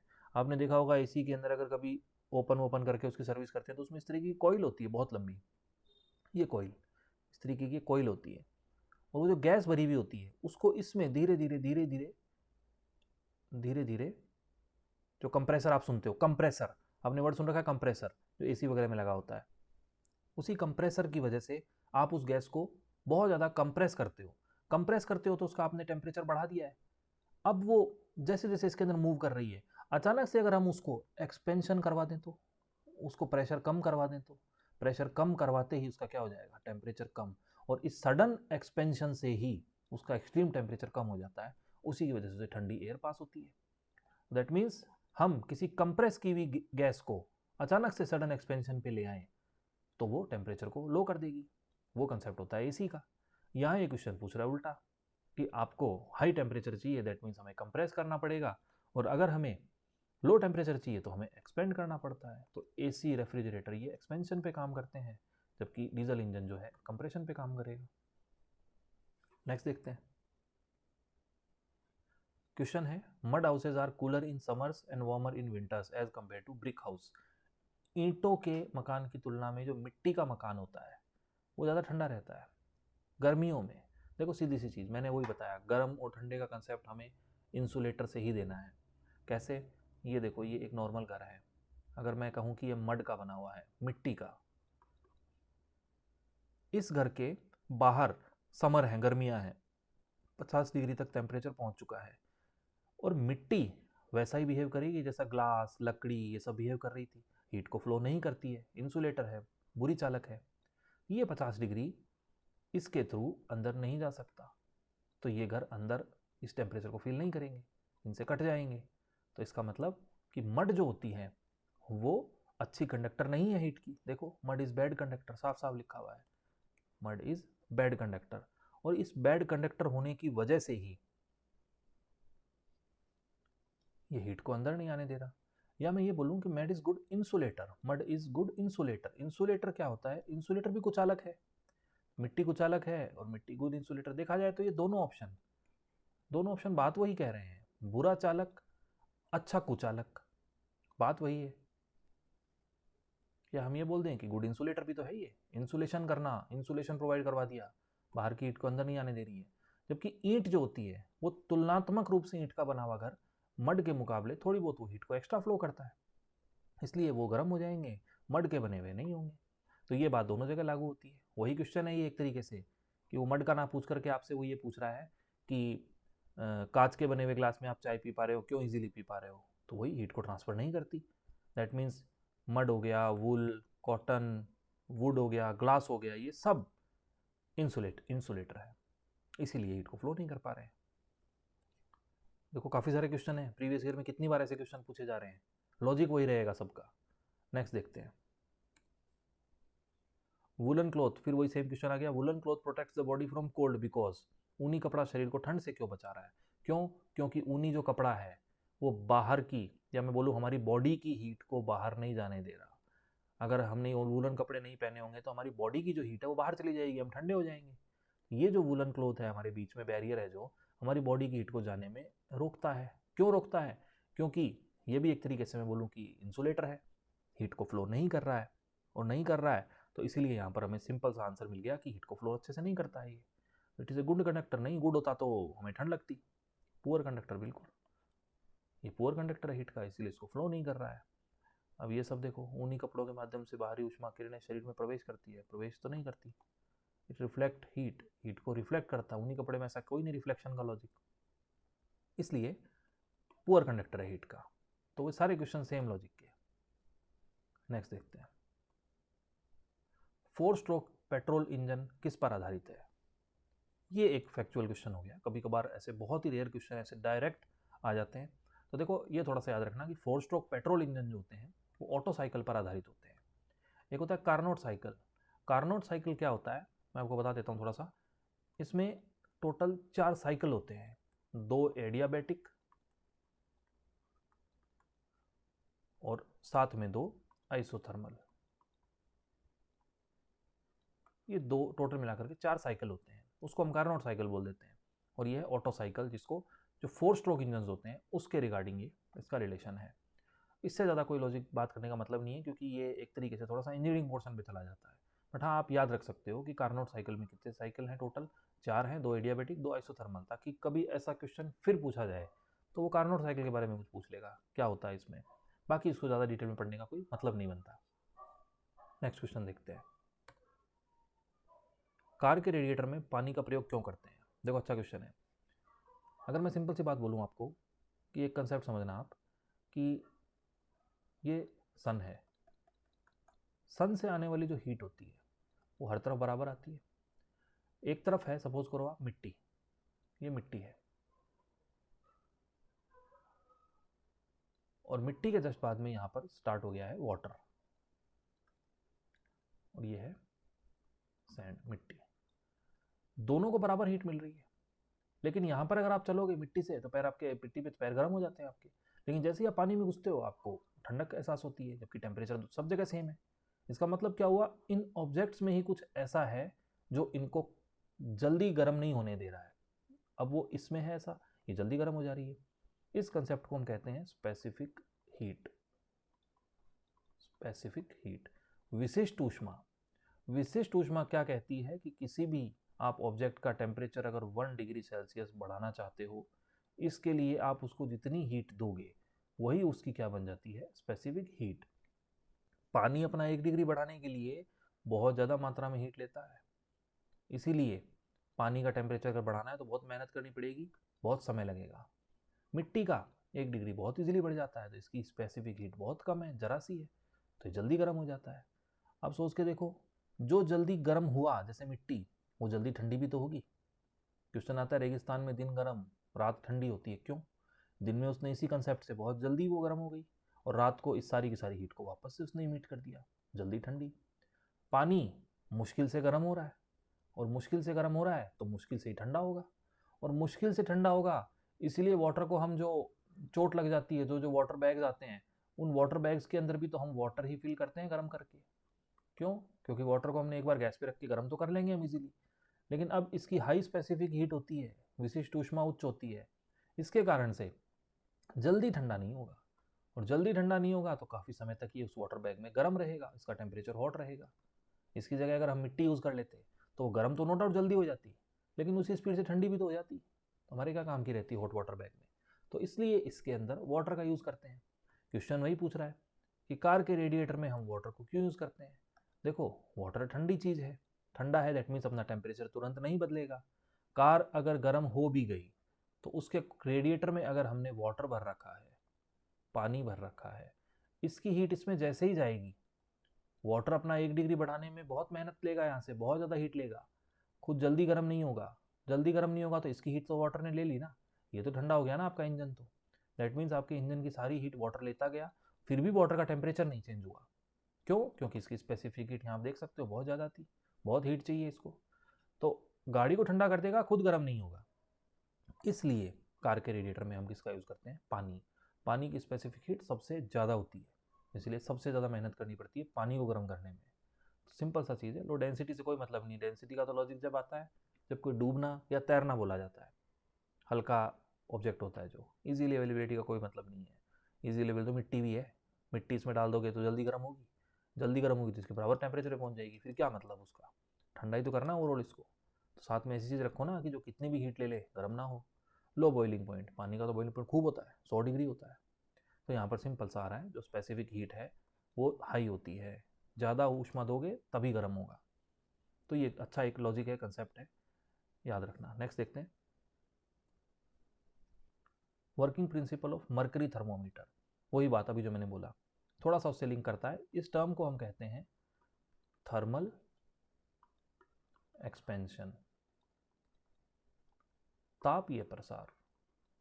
ये क्या है तापीय प्रसार? कि जब भी कभी आप किसी चीज़ का, ऑब्जेक्ट का टेम्परेचर इंक्रीज करोगे तो ये यूनिवर्सल है कि उसका वॉल्यूम हमेशा क्या होगा? बढ़ेगा। एक रफ एग्जांपल से देखो, ये पानी है ग्लास में, आपने पानी को गर्म करना शुरू करा, गर्म करते ही पानी क्या बन जाएगा? वेपर।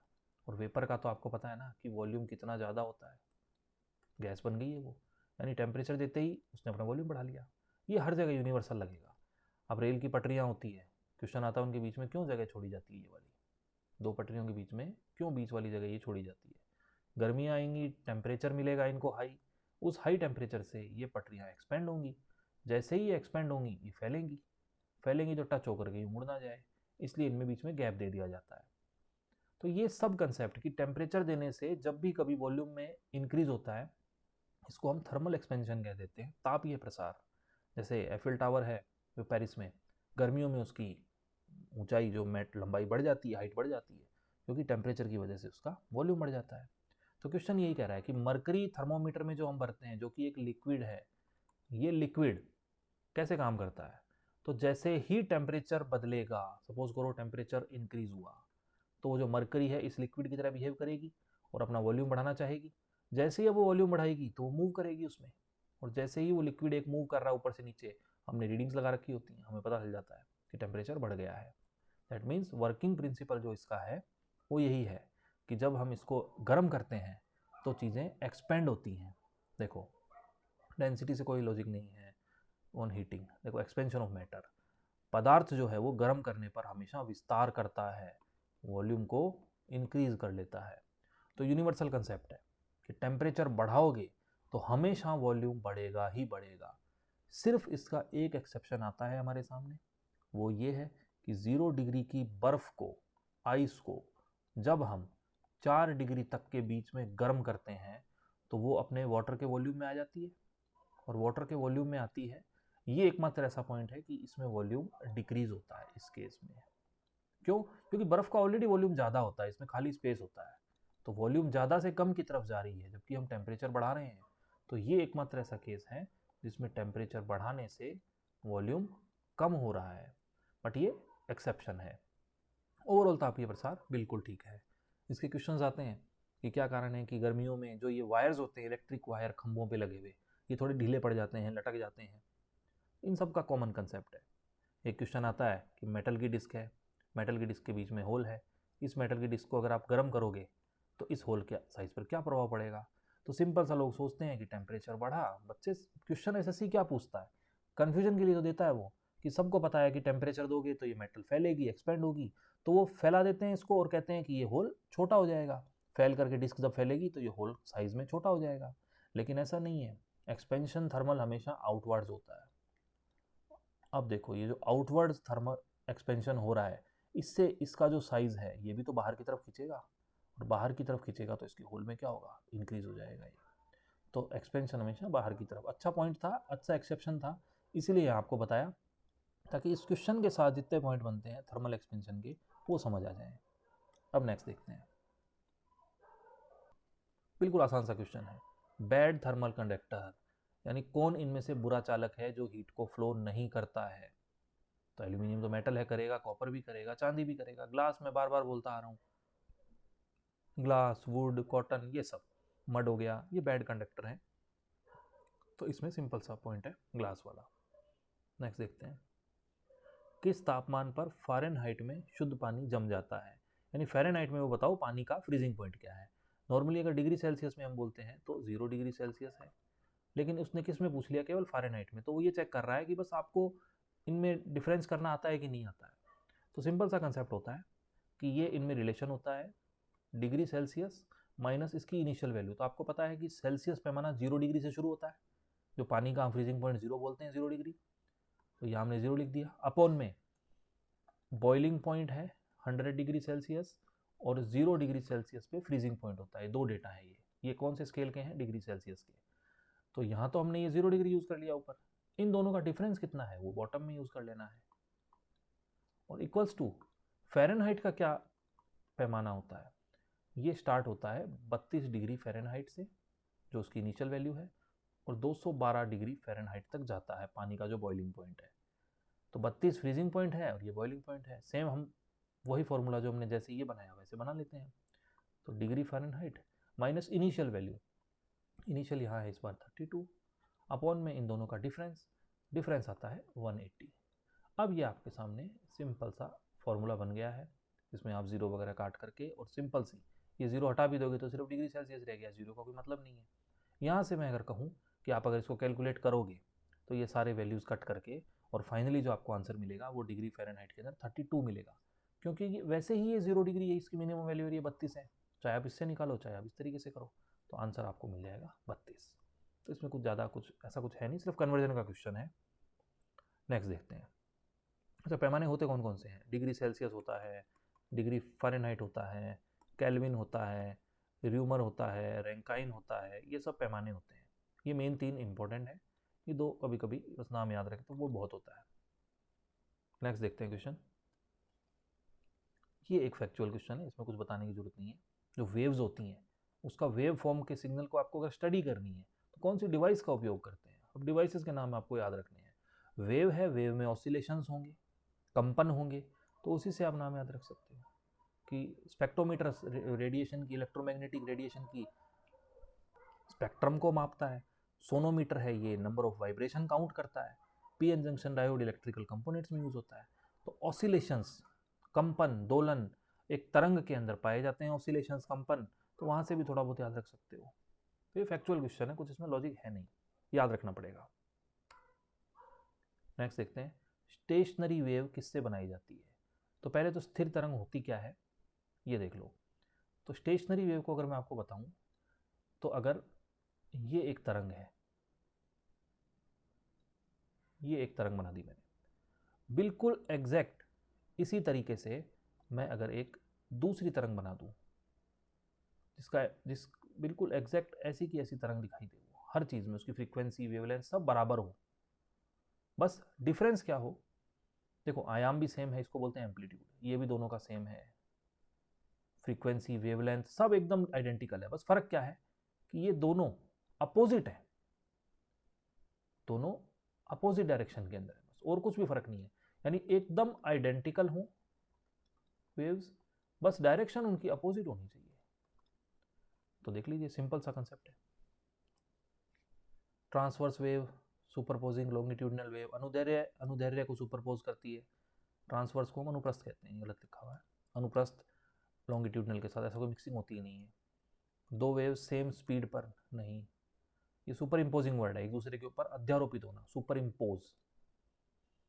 दो wave same frequency same direction में नहीं, सेम फ्रीक्वेंसी सेम डायरेक्शन नहीं, यहाँ तो अपोजिट है, to a same frequency opposite direction, बिल्कुल ठीक है कि दो वेव हो सेम फ्रीक्वेंसी हो, फ्रीक्वेंसी के अलावा मैं बता देता हूँ एम्पलीट्यूड भी सेम होना चाहिए, ये सब चीज़ें सेम होनी चाहिए, आइडेंटिकल होनी चाहिए, बस डायरेक्शन क्या होनी चाहिए, विपरीत। जैसे ये अगर प्लस में है तो ये नीचे में है, माइनस में है, इसी को हम बोल देते हैं स्टेशनरी वेव।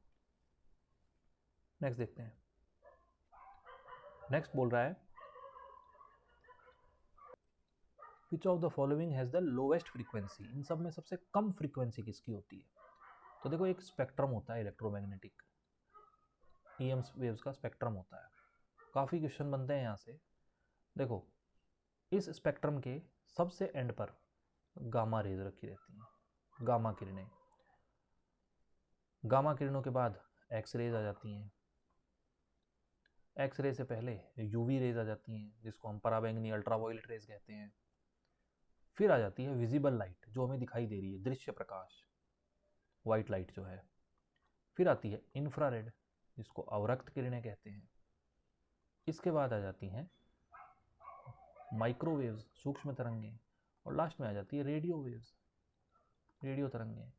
देखो आप सोच के देखना, ये जो रेज हैं रेडियो माइक्रो, ये इस वक्त हमारे आसपास नेटवर्क में बहुत ज़्यादा मौजूद हैं, जितनी भी कम्युनिकेशन की प्रणालियाँ हैं, मोबाइल नेटवर्क्स, वो सब इनको यूज़ करती हैं, सैटेलाइट में यूज़ हो रही हैं, ये सब हमारे आसपास खूब हैं, इसलिए हमें नुकसान नहीं इतना नहीं पहुंचा रही है। लेकिन इस एंड पर जो ये रेज हैं मैक्सिमम ये डेंजरस है हमारे लिए। सेकंड नंबर पे, थर्ड नंबर पे यूवी किरणों का आप सुनते हो, एक्स किरणों का तो आपको पता है बहुत कम सेकंड के लिए बॉडी से जाने देते हैं हम इसको, केवल हमें रीडिंग लेनी है बस इसलिए। यूवी रेज, स्किन, सूर्य की हानिकारक यूवी रेज हमारी स्किन पर स्किन कैंसर जैसे प्रॉब्लम क्रिएट कर देती है, ये विजिबल है, यहाँ से फिर हमें कोई दिक्कत इतनी प्रॉब्लम नहीं होती है। दैट मीन्स ये जो इधर वाली तीन है ये हमारी बॉडी को प्रॉब्लम कर रही है, हमारे लिए डेंजरस है। क्यों है? देखो एक कंसेप्ट होता है energy directly proportional to frequency, यह है आवृत्ति, यह है ऊर्जा, जितनी ज़्यादा फ्रीक्वेंसी होगी उतनी उस रेडिएशन में एनर्जी होगी। गामा रेज जो है ये एंड जो है, इस एंड पर फ्रीक्वेंसी सबसे ज़्यादा होती है, दैट मीन्स इस एंड पर एनर्जी इनमें सबसे ज़्यादा होगी। ये एंड अपोजिट है, ये हमारे लिए सबसे कम हार्मफुल है क्योंकि इनकी फ्रीक्वेंसी सबसे कम है, दैट मीन्स इनमें एनर्जी सबसे कम है, और एनर्जी कम है इसलिए हमारे लिए ज़्यादा घातक है नहीं। तो ये एक ऑर्डर चल रहा था, तो ये इस ऑर्डर पर आधारित बहुत सारे क्वेश्चन आते हैं। तो देखो ये जो ऑर्डर है इस ऑर्डर से रिलेटेड ही क्वेश्चन हो जाएगा। इसमें पूछ रहा है कि सबसे लोएस्ट फ्रीक्वेंसी किसकी है, दैट मीन्स इस एंड से जो भी हमारा नियरेस्ट होगा वो हमारा आंसर होगा। तो देखो विजिबल ये रखा, विजिबल, गामा रे यहाँ पे है, एक्स रे ये रही, पराबैंगनी ये रही, यानी ये तीनों दे दी और साथ में ये दे दी, इन चारों का ऑर्डर पूछ लिया। तो आपको पता है इस एंड पर फ्रीक्वेंसी सबसे कम होती है। कैसे याद रखोगे कि हमारे लिए रेडियो वेव सबसे ज़्यादा कम हानिकारक है, क्यों? क्योंकि इनकी एनर्जी सबसे कम है। एनर्जी क्यों कम होगी? क्योंकि फ्रीक्वेंसी कम है, ये डायरेक्टली डिपेंडेंट होते हैं दोनों एक दूसरे पे। यहाँ से हम देख करके कह सकते हैं इस क्वेश्चन का तो आंसर मिल गया हमें कि ये रहा विजिबल, इसकी फ्रीक्वेंसी सबसे कम है बाकी सबसे, इन चारों से। लेकिन अगर इस ऑप्शन में ये चारों होते तो फिर हम इसको टिक कर देते। तो क्वेश्चन कैसा भी पूछ सकता है, ये हमें ध्यान रखना है। नेक्स्ट देखते हैं, which of these travel in glass with minimum velocity. देखो कलर्स पूछ रखे हैं, कलर्स जो होते हैं विजिबल, विजिबल लाइट जो होती है दृश्य प्रकाश, उसमें विबग्योर वाला कंसेप्ट होता है, 7 रंग है ये, इन 7 रंग के अंदर ये पूछ रहा है। तो देखो सीधी सी चीज है, वेलोसिटी जो है वो डिपेंड करती है वेवलेंथ पे। वेवलेंथ होती है तरंग की लंबाई, यानी जितनी ज़्यादा वेवलेंथ होगी उतनी ज़्यादा वेलोसिटी होगी। तो सिंपल सी चीज़ है, इसमें आंसर वही होगा जिसकी वेवलेंथ सबसे ज़्यादा होगी। लेकिन ये पूछ रहा है कि ग्लास विद मिनिमम वेलोसिटी, यानी मिनिमम वेलोसिटी उसकी होगी जिसकी मिनिमम वेवलेंथ होगी। अब देखो याद रखना, ये एक ऑर्डर में अरेंज किया गया है। ऑर्डर क्या है कि यहाँ से जब हम यहाँ जाते हैं रेड कलर की तरफ, तो वेवलेंथ जो होती है, लैम्डा इसका सिग्नल होता है तरंग दैर्ध्य का, वो बढ़ता है। तो आप खुद सोच के देखो कि लाल रंग जो है खतरे के निशान में भी हम यूज़ करते हैं, दूर तक ट्रैवल करता है, हाई स्पीड से ट्रैवल करता है। क्यों? वेवलेंथ ज़्यादा है, और वेवलेंथ ज़्यादा है तो वेलोसिटी ज़्यादा होगी। अब इसका अपोजिट एंड कौन सा हो गया? विबग्योर। तो विबग्योर में जो अपोजिट एंड है वॉयलेट। दैट मीन्स कि वॉयलेंट की वेवलेंथ सबसे कम होगी, दैट मीन्स इसकी वेलोसिटी भी सबसे कम होगी। क्योंकि आपको ओवरऑल ये याद रखना है कि वेलोसिटी डिपेंडेंट है वेवलेंथ पर, तरंग दैर्ध्य पर। तो वेग तरंग दैर्ध्य के साथ ही चलेगा, और लाल की सबसे ज़्यादा होती है। ये तो बहुत सारे क्वेश्चन आते हैं, वैसे ही प्रैक्टिस में याद हो जाता है कि लाल लाइट की सबसे ज़्यादा वेवलेंथ होती है। और डेटा भी याद रख लो, 400 नैनोमीटर से लेकर के 700 नैनोमीटर के बीच ये पूरा का पूरा कंप्लीट है। यानी ये जो रेड है इसकी 700 नैनोमीटर के आसपास वेवलेंथ है, वॉयलेट की 400 के आसपास है, बाकी इनके बीच में है। तो ये भी डेटा याद रखना पड़ता है आपको, विजिबल लाइट का वेवलेंथ है इनकी। तो रेड की मैक्सिमम है, इसीलिए रेड कलर सबसे तेज मूवमेंट करता है, तो वॉयलेट सबसे कम करेगा। तो ये सबसे कम ही पूछ रहा है कि कांच में यात्रा किसी भी मीडियम में पूछ रहा है ग्लास में, तो जो वॉयलेट लाइट है सबसे कम करेगी। सबसे फास्ट पूछता तो हम रेड लाइट कर देते। नेक्स्ट क्वेश्चन देखते हैं। Green house effect is the heating up of the earth atmosphere which is due to. देखो मैंने अभी आपको बताया था कि अर्थ है जो सूर्य से आने वाली लाइट आ जाती है, अर्थ उसको एब्जॉर्ब करती है, बाद में अर्थ उसको इमिट करती है। लेकिन यहाँ लेयर में मौजूद CO2 गैस इस हीट को रोक के रख लेती है। तो ये पूछ रहा है इस हीट का कौन सा रूप है जिसको ये रोक करके रखती है। तो याद रखना है, अभी जो मैंने आपको एक स्पेक्ट्रम बताया था यहाँ से लेकर यहाँ तक बनाया था, उसमें जो ये इंफ्रारेड थी, अवरक्त, इसके एक दो पॉइंट खास हैं कि जब भी कभी हीट से रिलेटेड आपको क्वेश्चन मिलेगा कि आपके रूम में हीटर रखा है, उस हीटर से कौन सी रेडिएशन निकल करके आप तक आ रही है, रूम में फैल रही है, तो आंसर दोगे इंफ्रारेड। कोई भी गर्म ऑब्जेक्ट है वो कौन सी हीट को इमिट करता है, आप दोगे इंफ्रारेड। रिमोट जो होता है, रिमोट से आप टीवी चलाते हो, उनमें कौन सी रेडिएशन से तालमेल बैठ रहा है, इंफ्रारेड। हमें आंखों से इंफ्रारेड नहीं दिखाई देती, लेकिन आर्मी वगैरह के लिए स्पेशल गॉगल्स विजन बनाए जाते हैं इंफ्रारेड के, जो रात को भी, जो अगर कोई गर्म बॉडी है उसकी बॉडी से आती हुई हीट को ऑब्जर्व कर लेंगे, उनमें वो दिख जाएंगे रेड कलर के। तो ये भी कंसेप्ट किस पर आधारित है? हीट पर। दैट मीन्स हीट का कोई भी क्वेश्चन होगा हम इंफ्रारेड से कर लेंगे। तो ये भी वही पार्ट है जो इंफ्रारेड रेडिएशन है, CO2 इसी को रोकती है हीट के, सन के। तो यहाँ पर वायुमंडलों के गर्म होने में इंफ्रारेड का ओवरऑल कभी भी आपको ये पॉइंट मिलेगा तो हम आंसर हमेशा इंफ्रारेड से ही देंगे। नेक्स्ट देखते हैं, मैटर वेव्स क्या होती है। देखो मैटर, अगर इसको मैं बोलूँ ये इलेक्ट्रॉन के लिए कहा जा रहा है, इलेक्ट्रॉन के लिए, तो ये पूछ रहा है इलेक्ट्रॉन वेव्स हैं वो क्या होती हैं। तो देखो एक वैज्ञानिक था, आंसर इसका हो जाएगा डी ब्रोगली। फैक्ट है ये, डी ब्रोगली वेव्स क्यों कहा जाता है? देखो लाइट जो होती है ना, उसके लिए कहा गया था कि लाइट पार्टिकल नेचर की तरह से भी बिहेव करती है, कण प्रकृति रखती है, और दूसरा वेव प्रकृति रखती है, तरंग की प्रकृति भी रखती है। ये अल्बर्ट आइंस्टीन ने बता दिया था कि मेनली दोनों नेचर हैं, इसलिए लाइट कैसे नेचर की होती है? ड्यूल नेचर की, द्वैत प्रकृति, इसमें दोनों नेचर पाए जाते हैं। फिर डी ब्रोगली वैज्ञानिक था, इसने क्या बोला? इसने कहा जो इलेक्ट्रॉन है यानी कि मैटर जो है वो भी पार्टिकल और वेव इन दोनों की नेचर रखता है। तो ये कंसेप्ट इलेक्ट्रॉन यानी कि मैटर के बारे में किसने बताया था? तो ये बताया था डी ब्रोगली वैज्ञानिक ने। तो ये क्वेश्चन यही पूछ रहा है कि मैटर वेव्स यानी कि इलेक्ट्रॉन वेव्स होती हैं, तो उस वैज्ञानिक के नाम पर ही उनको डी ब्रोगली वेव्स कह दिया गया, या इनका दूसरा नाम क्वेश्चन में लिखा हुआ है कि मैटर वेव्स। तो मैटर वेव बोल दो, या इनको इलेक्ट्रॉन वेव बोल दो, या इनका तीसरा नाम है डी ब्रोगली वेव्स। तो इफेक्ट है, याद रखना है। नेक्स्ट देखते हैं, radiation initially produced in fluorescent tube is. Fluorescent tube क्या होती है? तो देखो जैसे व्हाइट लाइट घर में ट्यूबलाइट लगी होती है, उसके अलावा अगर मैं बोलूँ एक ब्लू रंग की आपको ट्यूबलाइट अगर आपने कहीं लगी हुई देखी हो, तो वो जो ट्यूबलाइट है, होता क्या है कि लाइट कैसे प्रोड्यूस होती है? एक फ्लोरोसेंट मटेरियल अगर मैं लगा दूं कहीं, उस पर जब आकर के बाहर से लाइट गिरेगी, तो वहां से प्रोड्यूस जो लाइट होने वाली होती है, वही लाइट की बात हो रही है। तो ये कह रहा है कि जो रेडिएशन है जो प्रोड्यूस हो रही है फ्लोरोसेंट ट्यूब के अंदर, वो कौन सी होती है? तो सबसे पहली चीज़ है कि वो ब्लू कलर के अंदर होती है। और ब्लू कलर जो है वो देखो पराबैंगनी, ये जो बैंगनी वर्ड है ना, ये यहीं से है, ब्लू कलर की जो लाइट होती है। आपने सुना होगा कि जो आर ओ प्योरीफायर वाटर आते हैं उसमें यूवी लगा होता है, अल्ट्रा वायलेट। तो उसमें एक कांच की ट्यूब होती है, ब्लू कलर की लाइट होती है उसमें, उसके अंदर से पानी को जब गुजारोगे तो हानिकारक माइक्रो ऑर्गेनिज्म पैथोजन मर जाते हैं। तो ये यूवी उनको किल करती है। तो पानी के अंदर यूवी, यूएफ जो आर टेक्नोलॉजी में होता है वो यूवी यही है, ब्लू कलर की लाइट। तो ये वो पूछ रहा है कि कौन सी रेडिएशन फ्लोरोसेंट ट्यूब में प्रोड्यूस होती है, तो अल्ट्रा वायलेट होती है, क्योंकि इंफ्रारेड का तो लेना देना हीट से है। माइक्रोवेव और एक्सरे का आपको पता है मेडिकल यूज में, इसका टेलीकम्युनिकेशन में होता है। सिंपली जो लाइट वगैरह में हो रही है अल्ट्रा वायलेट। इसका एक अच्छा यूज होता है इस ब्लू लाइट का कि जो फ्रॉड डॉक्यूमेंट्स होते हैं, सपोज कीजिए एक डॉक्यूमेंट है, इस पर नॉर्मल चीज़ें लिखी गई थी ऐसी, हमने कुछ साल बाद इसमें कोशिश की कि उसी पेन से या हमने दूसरा पेन लेकर के उसमें कोई हमने एडिटिंग कर दी। अब ये देखने में सेम लग रहा है, हमारी आंखें नहीं पकड़ पा रही हैं, लेकिन जैसे इस पर ये blue light, fluorescent light, UV light जब हम इस पर गिराएंगे डॉक्यूमेंट पे, तो ये बाकी सारी इंक अलग तरीके से ग्लो करेगी, लेकिन ये जो है ना, जो हमने अलग से बाद में लगाया था, ये अलग तरीके से ग्लो करेगा। उस लाइट में दिख जाएगा कि ये पॉइंट बाद में लगाया गया है। तो यूवी रेज की मदद से हम डॉक्यूमेंट्स की फ्रॉजरी को भी चेक कर सकते हैं, और वैसे ये फ्लोरोसेंट ट्यूब में मौजूद ही है। नेक्स्ट देखते हैं, अल्ट्रा वायलेट रेडिएशन है more energy as compare to, फिर वही बात, एनर्जी का फॉर्मूला होता है डायरेक्ट प्रोपोर्शनल टू फ्रीक्वेंसी।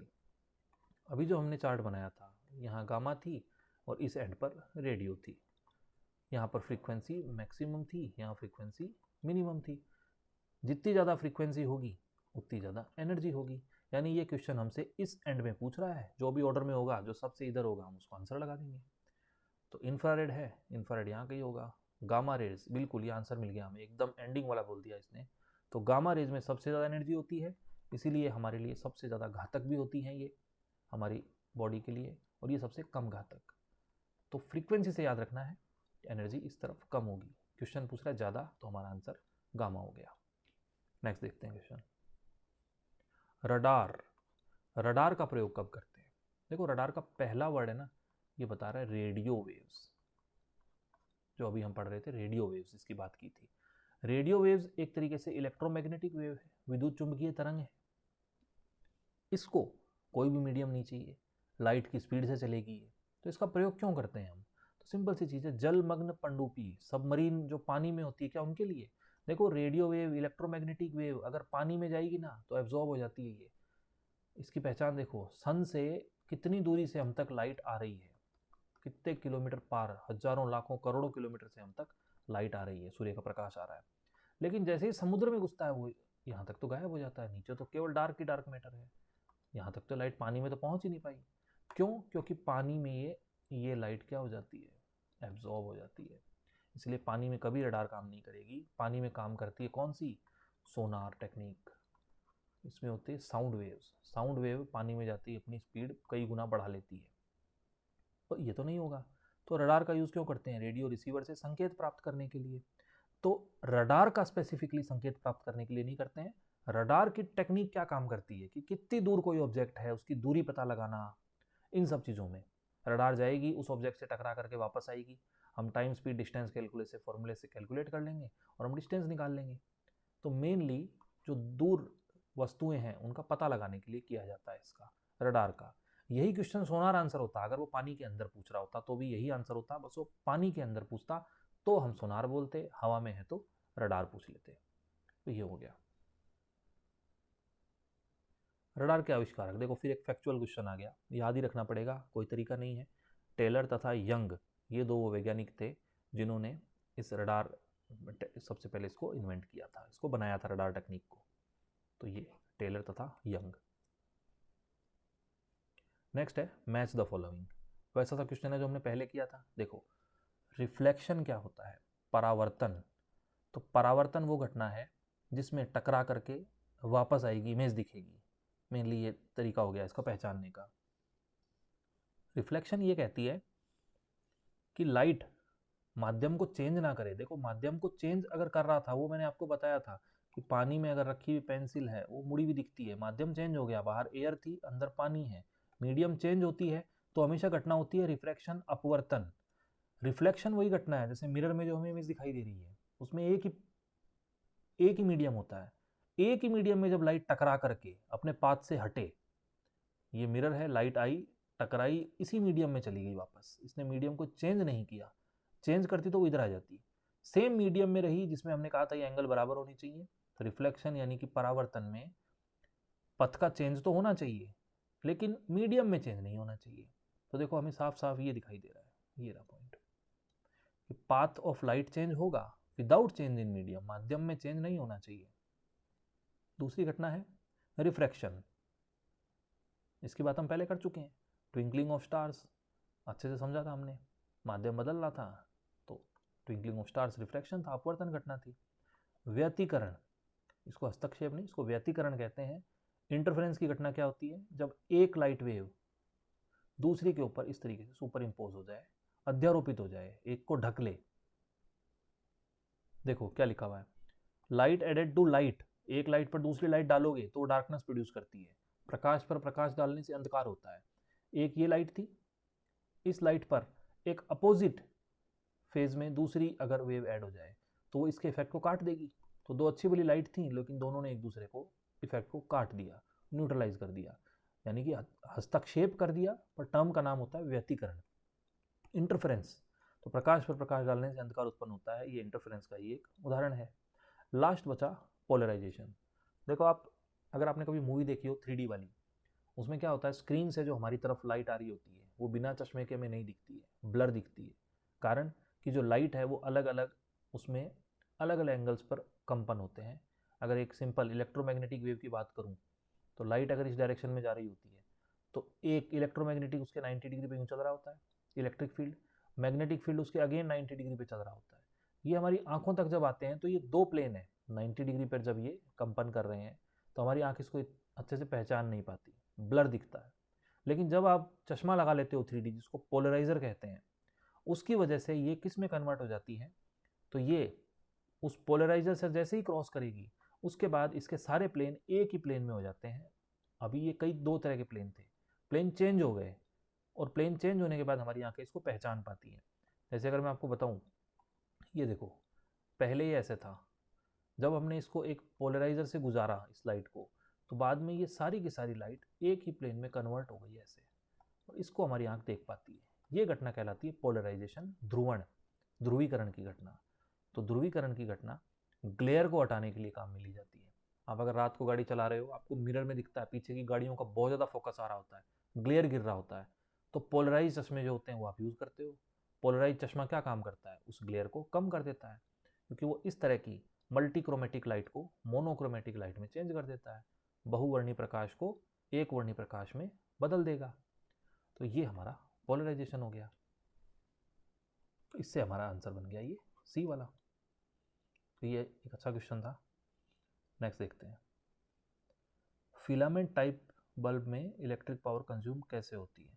देखो, बल्ब है, बल्ब में एक टंगस्टन का फिलामेंट, इस तरीके से ये बल्ब है, बल्ब के अंदर ये टंगस्टन का फिलामेंट लगा रहता है। टंगस्टन का सिंबल है केमिस्ट्री में W। टंगस्टन क्यों लगाते हैं, 3400-3500 डिग्री इसका मेल्टिंग पॉइंट होता है, यानी इतने हाई डिग्री तक भी ये पिघलेगा नहीं। और यहाँ पर हम गैस कौन सी भर के रखते हैं, तो इसमें गैस जो भरी जाती है वो भरी जाती है आर्गन। तो आर्गन गैस हमने इसमें भर दी, और आर्गन गैस जब हम इसमें भरी है तो आर्गन गैस क्यों भी भरी जाती है, तो देखो आर्गन गैस भरने का एक लॉजिक होता है कि वो गैस क्या करती है, हीट को यहाँ से ले लेती है और इसको पिघलने नहीं देती फिलामेंट को। इस फिलामेंट की हीट इस गैस ने ले ली कन्वेक्शन से और इसको पिघलने नहीं दिया।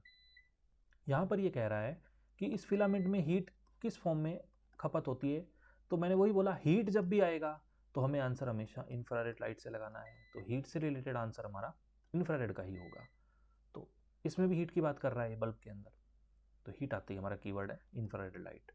तो ये हमारा बल्ब का क्वेश्चन हो गया। क्वेश्चन क्या कह रहा है कि एक वेवलेंथ दी गई है 0.3 मीटर, एक कोई वेव है उसके बारे में डेटा दिया गया है, न्यूमेरिकल है, जिसकी स्पीड है 300 मीटर प्रति सेकंड से ट्रैवल कर रही है, तो इनमें से क्या होगी, दैट मीन्स ऑडिबल होगी, अल्ट्रासोनिक, क्या होगी। ये सब दे रखा है डेटा फ्रीक्वेंसी के आधारित बेस, ये बेस पर अलग अलग वेव्स होती हैं। तो अगर दैट मीन्स इनकी यूज़ करते हुए अगर हम फ्रीक्वेंसी निकाल लें तो हमें आंसर मिल जाएगा। तो देखो क्या रिलेशन होता है, फ्रीक्वेंसी और वेवलेंथ में ये रिलेशन होता है कि फ्रीक्वेंसी वेवलेंथ के इनवर्सली प्रोपोर्शनल होती है। तो यहाँ से जब हम ये साइन हटाते हैं तो यहाँ पर आ जाता है स्पीड। तो दैट मीन्स हमें यहाँ एक रिलेशन मिल गया कि हमें स्पीड दिया हुआ है, कितना दिया गया है 300, वेवलेंथ तरंग दैर्ध्य हमें 0.3 दी गई है। तो यहाँ से फ्रीक्वेंसी निकल करके आ गई हमारे पास 1000 हर्ट्ज। अब ये 1000 हर्ट्ज हमें बता देगी कि इनमें से कौन सी रेंज इसकी होती है। तो याद रखना है कि 20 हर्ट्ज से ले करके 20,000 हर्ट्ज के बीच की जो फ्रीक्वेंसी है ये कहलाती है ऑडिबल, सोनिक, जिसको हम सुन सकते हैं, इंसान सुन सकते हैं ना, इससे कम की सुन सकते हैं। इससे कम की कहलाती है इंफ्रासोनिक, ये लिखी हुई, और इससे ज़्यादा की कहलाती है अल्ट्रासोनिक, ये लिखी हुई। ये हम दोनों नहीं सुन सकते, हम इस रेंज को सुन सकते हैं जो कि कहलाती है ऑडिबल, ऑडिबल वेव। तो ये आंसर यहाँ से हो गया। ओवरऑल आपसे एक तरीके से रिलेशन पूछ रहा था, आपको ये पता है कि नहीं पता है। उसके बाद पता है तो फिर ये जो फ्रीक्वेंसी रेंज है ये कहाँ लाई करती है, किस कैटेगरी में। तो अच्छा क्वेश्चन था, 2 क्वेश्चन का मिक्सअप था। नेक्स्ट देखते हैं, गामा किरणों से सर्वाधिक समानता किसकी होती है। तो देखो गामा किरणों के लिए तो हम एक पैटर्न बनाएंगे, इस एंड पे गामा, इस एंड पे रेडियो, जो हमने चार्ट बनाया था। यहाँ पर फ्रीक्वेंसी सबसे मैक्सिमम होती है, एनर्जी सबसे मैक्सिमम थी, यहाँ फ्रीक्वेंसी सबसे कम थी। तो पूछ रहा है इसके साथ सिमिलर कौन है, तो जो इसके सबसे नियरेस्ट होगी, यहाँ पर एक्सरे थी, फिर यूवी थी, इस तरीके से। तो एक्सरे गामा के सबसे नज़दीक है, तो इसकी प्रॉपर्टीज एनर्जी वाइज यहाँ पर जो एक्सरे मौजूद होगी उसकी एनर्जी इससे लिंक होगी, सेकंड नंबर पे होगी। इसका लिंक सबसे ज़्यादा एक्स किरणों से है। तो ये स्पेक्ट्रम आपको ऑर्डर में याद रखना पड़ेगा। नेक्स्ट देखते हैं, फोर्ज डॉक्यूमेंट्स का। देखो मैंने आपको बताया था कि एक ब्लू कलर की लाइट होती है फ्लोरोसेंट, उससे यूवी रेज निकलती हैं, और वो अगर आप किसी फ्रॉड कागज़ पे गिराओगे जिसपे अलग अलग इंक है, एक आज की डेट में, एक बाद में एडिट की हुई, तो ये लाइट जब इन अक्षरों पे गिरेगी तो अलग तरीके से रिफ्लेक्ट होगी। तो पहचान में आ जाएगा कौन सी लाइट बाद में कौन से पेन से एडिटिंग की गई है। तो पराबैंगनी किरणों का यूज़ है जाली दस्तावेजों का पता लगाने में। इन्फ्रारेड का मैंने आपको लॉजिक बताया था, जब भी कभी लेना देना होगा हीट से, तो हम आंसर कर देंगे यहाँ का। गामा सबसे हार्मफुल है, मैक्सिमम एनर्जी वाली है। नेक्स्ट देखते हैं, कौन सी तरंग की आवृत्ति सबसे अधिक होती है। फिर वही बात, अधिक सबसे फ्रीक्वेंसी इस तरफ थी जो कि गामा की थी। तो गामा रेज जो होती हैं मैक्सिमम फ्रीक्वेंसी रखती हैं। ये क्वेश्चन हमारा इसी से हो गया कि विच ऑफ द फॉलोइंग है हाईएस्ट फ्रीक्वेंसी, तो गामा किरणों की। लोएस्ट पूछ लेता तो हम इस एंड पर रेडियो वेव्स होती हैं, हम रेडियो लगा देते हैं। यहाँ पर X ray, UV, visible, infrared, microwave और रेडियो। तो ये ऑर्डर आपको याद करना ही पड़ेगा।